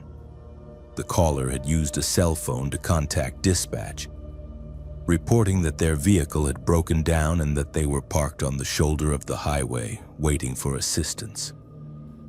This type of call was common along Highway 101, especially during the rainy season when older vehicles frequently experienced mechanical problems. My standard procedure was to respond to the location, assess the situation, and either provide assistance or coordinate with a tow truck company to get the stranded vehicle off the highway. As I drove toward the reported location, I noticed that the fog was becoming increasingly dense, reducing visibility to less than 50 feet in some areas. This was also typical for the Oregon coast during fall and winter, when warm ocean air collided with cooler land temperatures to create thick marine layers that could persist for hours. When I reached the coordinates provided by dispatch, I found no sign of a stranded vehicle or motorist. I parked my patrol car on the shoulder and activated my emergency lights, then began searching the immediate area for any evidence that someone had been there recently. I checked both sides of the highway, looked for tire tracks in the soft shoulder, and used my flashlight to examine the ditch areas where a vehicle might have gone off the road. After 20 minutes of searching, I radioed dispatch to report that I had found no trace of the reported stranded motorist. The dispatcher confirmed the coordinates and suggested that the caller might have been confused about their exact location, which was also common in areas where cell phone coverage was spotty and GPS signals could be unreliable. I was preparing to expand my search to adjacent areas when I noticed headlights approaching from the north. As the vehicle got closer, I could see that it was moving unusually slowly, barely maintaining highway speed despite the fact that this particular section of road was straight and relatively safe even in foggy conditions. The vehicle passed my position without stopping, which struck me as odd since most drivers would at least slow down or pull over when they saw a patrol car with emergency lights activated. As the tail lights disappeared into the fog ahead of me, I decided to follow and conduct a routine traffic stop to see if the driver was experiencing problems or needed assistance. I caught up with the vehicle after about 2 miles, but when I activated my overhead lights to signal the driver to pull over, the car did not respond. It continued traveling at the same slow speed, maintaining its position in the right lane without acknowledging my presence. I radioed in my position and license plate number, but dispatch reported that the plate did not match any vehicle in their database. Over the next several miles, I followed the vehicle while repeatedly activating my siren and using my public address system to instruct the driver to pull over. The car showed no response to any of my attempts to make contact. continuing to travel at exactly 35 miles per hour despite the posted speed limit of 55 miles per hour. As we continued south, I began to notice other unusual aspects of the situation. The vehicle itself appeared to be an older model sedan, possibly from the 1980s or early 1990s, but it was in remarkably good condition despite its apparent age. The taillights were bright and clear, the body showed no signs of rust or damage, and the exhaust was clean without any visible smoke or emissions. More disturbing, I could not see any occupants inside the vehicle despite being directly behind it, with my headlights providing illumination through the rear window. The car appeared to be driving itself, maintaining perfect lane control and consistent speed without any visible human intervention. After following the vehicle for nearly 10 miles, I made the decision to attempt a pit maneuver to force it to stop. This was an extreme measure, but I was growing increasingly concerned about the safety implications of a vehicle that was not responding to law enforcement signals and appeared to be operating without a driver. I positioned my patrol car alongside the rear quarter panel of the suspect vehicle and began to execute the maneuver. But at the moment of contact, something impossible happened. My patrol car passed directly through the other vehicle as if it were not there at all. I felt no impact, heard no sound of collision, and experienced no change in my vehicle's momentum or direction. I immediately pulled over to the side of the highway, my hands shaking as I tried to process what had just occurred. I sat in my patrol car for several minutes, checking my equipment and trying to determine if I was experiencing some kind of medical emergency or equipment malfunction that might explain what I had witnessed. I radioed dispatch to request backup and medical assistance, explaining that I was experiencing a situation that I could not adequately describe or understand. The dispatcher asked if I was injured or in immediate danger, and I honestly did not know how to answer. I was physically unharmed, but I was deeply shaken by an encounter that violated every law of physics and reality that I understood. While I waited for backup to arrive, I conducted a thorough inspection of my patrol car, looking for any sign of damage that might indicate I had actually collided with another vehicle. I found no evidence of impact, no scratches or dents, and no debris that might have come from another car. According to all physical evidence, I had not made contact with anything during my attempted PIT maneuver. When backup arrived 30 minutes later, I explained the situation to Sergeant Rodriguez, a 25-year veteran of the state police who had worked the coastal patrol longer than anyone in our unit. He listened to my account with a serious expression, asking detailed questions about the vehicle's appearance, behavior, and my attempts to make contact. When I finished my report, Rodriguez was quiet for several minutes before telling me something that changed my understanding of the entire incident. He explained that I was not the first officer to report encounters with phantom vehicles on Highway 101, particularly in the area between Bandon and Gold Beach where my incident had occurred. Over the years, several other officers had described similar experiences involving vehicles that appeared normal at first glance but exhibited impossible behavior when subjected to closer examination. These vehicles never responded to traffic stops, never pulled over despite extended pursuit, and sometimes seemed to vanish entirely when officers attempted to make physical contact. Rodriguez told me that the department had an unofficial policy of not discussing these incidents publicly, partly to avoid ridicule and partly because there was no rational explanation for what officers were witnessing. The reports were filed and documented, but no further investigation was conducted because there was no evidence of criminal activity and no apparent threat to public safety. He also shared some historical context that made the situation even more unsettling. The stretch of Highway 101 where these incidents occurred had been the site of numerous fatal accidents over the decades, including several cases where drivers had simply disappeared along with their vehicles. Search and rescue operations had found no trace of the missing drivers or cars despite extensive efforts involving multiple agencies and volunteer groups. Some of the missing persons cases dated back to the 1960s and 1970s, when Highway 101 was even more isolated and dangerous than it is today. Families had reported that their loved ones had failed to arrive at their destinations after traveling this route, but no evidence was ever found to indicate what had happened to them. Rodriguez suggested that what I had encountered might be connected to these historical disappearances, though he admitted that he had no explanation for how such a connection might be possible. He recommended that I file a complete report of the incident, but advised me not to discuss it with other officers or civilians who might not understand the unique challenges of coastal patrol work.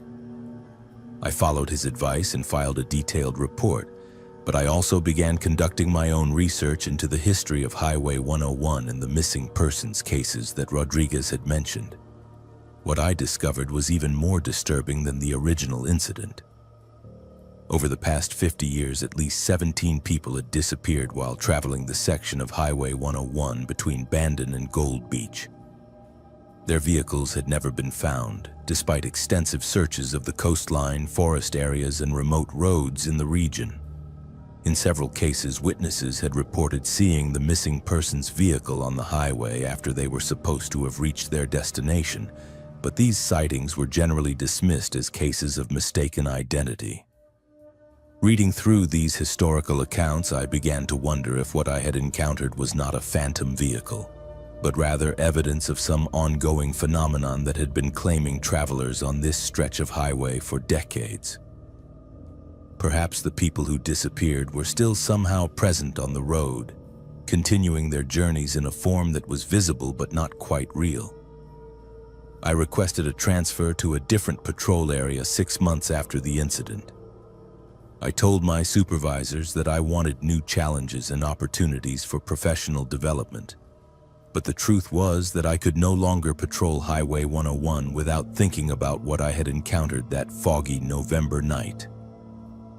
I still drive the coastal highway occasionally when visiting family or taking vacation trips, but I am always aware of the other vehicles around me in ways I never was before. Sometimes, late at night, when the fog is thick and visibility is poor, I think I see familiar taillights in my mirrors, always maintaining that same impossibly consistent speed and distance. I know that some of my fellow officers think I experienced a hallucination or some kind of stress-related episode. But I also know what I saw, and I know that Highway 101 holds secrets that go far beyond anything covered in police training or protocol manuals. The Oregon coast is beautiful, but it is also dangerous, and some of that danger cannot be addressed by conventional law enforcement methods. All I can do is continue serving and protecting to the best of my ability, while remaining aware that there are forces at work on these remote highways that I will never fully understand. I have been part of Mount Hood's search and rescue team for 6 years, and we have saved dozens of lives in those mountains. But our last mission in the wilderness area near Government Camp was not about saving anyone. It was about surviving what we found up there. My name is Brandon, and what happened during our February 2024 rescue operation changed my understanding of what exists in the high country around Oregon's most dangerous peak. Mount Hood is one of the most climbed mountains in North America, attracting thousands of hikers and climbers every year. It is also one of the most deadly, with an average of 3 to 4 fatalities annually, and dozens of rescue operations. Our team, Pacific Northwest Search and Rescue, responds to calls from county sheriffs when people go missing or get injured in the backcountry areas around the mountain. The mission began with a standard distress call on February 15th. A group of 3 experienced backcountry skiers had failed to return from a planned 2-day trip into the Government Camp wilderness area. Their emergency locator beacon had activated around 4:30 p.m., indicating they were in serious trouble somewhere in the vast expanse of forest and alpine terrain on the mountain's southwest slopes. Weather conditions were challenging but not impossible. Fresh snow had fallen during the previous 48 hours, and temperatures were well below freezing. but visibility was good and winds were relatively calm. We assembled a team of 8 volunteers, including myself as team leader, and began organizing our search strategy based on the beacon's last known coordinates. The missing skiers were all local residents with extensive backcountry experience. Tom Bradley, 34, was a certified ski instructor who had been exploring Mount Hood's wilderness areas for over 10 years. Sarah Chen, 29, was an emergency room nurse who regularly participated in avalanche rescue training. Mark Stevens, 41, was a professional mountain guide who had summited Mount Hood more than 20 times.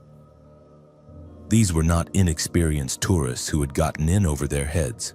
They were skilled outdoors enthusiasts who knew how to handle themselves in dangerous situations. The fact that their emergency beacon had been activated suggested they were dealing with something serious, possibly a severe injury or avalanche burial that prevented them from self-rescuing. We began our search at first light on February 16th, using snowmobiles to access the general area where the beacon signal had originated. The terrain in that section of Mount Hood is extremely challenging, with steep slopes, deep ravines, and dense forests that can hide hazards like tree wells and unstable snow conditions. The initial phase of our search followed standard protocols. We divided into 2 teams and began working systematic search patterns, using avalanche probes and rescue dogs to check areas where the missing skiers might be buried under snow. We also used GPS units to precisely navigate to the coordinates provided by their emergency beacon. After 4 hours of intensive searching, we found their camp. The 3 skiers had established a well-organized base camp in a sheltered area near a grove of large pine trees. Their tents were properly set up, their equipment was neatly arranged, and there were no signs of avalanche activity or other natural disasters that might explain their disappearance. But the camp had clearly been abandoned in a hurry. Food was still cooking on their camp stove, personal belongings were scattered around the site, and their sleeping bags were thrown aside as if they had been sleeping when something forced them to leave immediately. Most disturbing, we found clear evidence that they had left the camp during the night, in sub-zero temperatures and dangerous conditions that no experienced backcountry traveler would willingly venture into. We followed their tracks leading away from the camp and immediately realized that something was very wrong. The tracks showed that all 3 skiers had been moving together in a tight group, but they were not following any logical route towards safety. Instead, they appeared to be heading deeper into the wilderness, toward terrain that was more dangerous and further from any possible rescue or shelter. The tracks also showed signs that the skiers had been moving unusually fast, almost running on their skis despite poor visibility and hazardous conditions.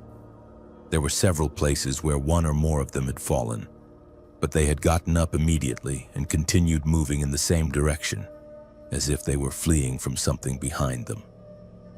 After following the trail for nearly 2 miles, we came to an area where the tracks suddenly stopped. Not gradually, as if the skiers had removed their skis to continue on foot, but abruptly in the middle of an open slope where there was no logical reason for them to change direction or method of travel. The snow around the end of the ski tracks was disturbed in ways that we could not explain. There were marks and impressions that did not match any equipment the skiers had been carrying, and the snow itself seemed to have been compressed by something much heavier than 3 people on skis. We spent the rest of that day expanding our search in all directions from where the tracks ended, but we found no further sign of the missing skiers. We used avalanche probes to check for possible burial sites, thermal imaging equipment to look for body heat signatures, and trained search dogs to try to pick up human scent traces. As evening approached, we established our own camp near the location where the ski tracks had ended. Standard protocol for multi-day search operations required us to maintain a base camp that could serve as a command post and staging area for continued searching. We set up our tents, prepared hot meals, and organized watch schedules for the night. It was during the first watch, around 11:30 p.m., that we encountered the phenomena that transformed our rescue mission into something entirely different. I was on duty with Jake Morrison, a veteran rescue volunteer with over 15 years of mountain experience, when we first heard the sounds. They started as distant voices, barely audible over the wind through the pine trees. At first, we assumed they were coming from other members of our team, perhaps talking quietly in their tents. But when we checked, we found that everyone else was asleep and the voices were coming from somewhere outside our camp. The voices sounded like people calling for help, which would have been consistent with finding the missing skiers. But there was something wrong with the calls. They seemed to come from multiple directions simultaneously, and they had an echoing quality that did not match the acoustics of the area where we were camped. Jake and I grabbed our flashlights and emergency medical supplies and began moving toward the source of the voices, following standard procedures for responding to calls for help in the wilderness. But as we got closer to where the sounds seemed to be coming from, they would move, always staying just at the edge of our hearing range. We spent nearly an hour following the voices through the forest, but we never found anyone who might have been calling for help. The sounds led us in a rough circle around our camp, always seeming to come from just ahead of us, but never getting closer or more distinct. When we returned to camp, we discovered that our tents had been moved. Not dramatically, and not in a way that suggested deliberate vandalism, but they were definitely in different positions than where we had set them up earlier in the evening. Our equipment had also been rearranged, with items moved from their original locations and placed in neat piles that none of our team members remembered creating. The other members of our search team had been awakened by the disturbance, and they had their own reports of unusual activity.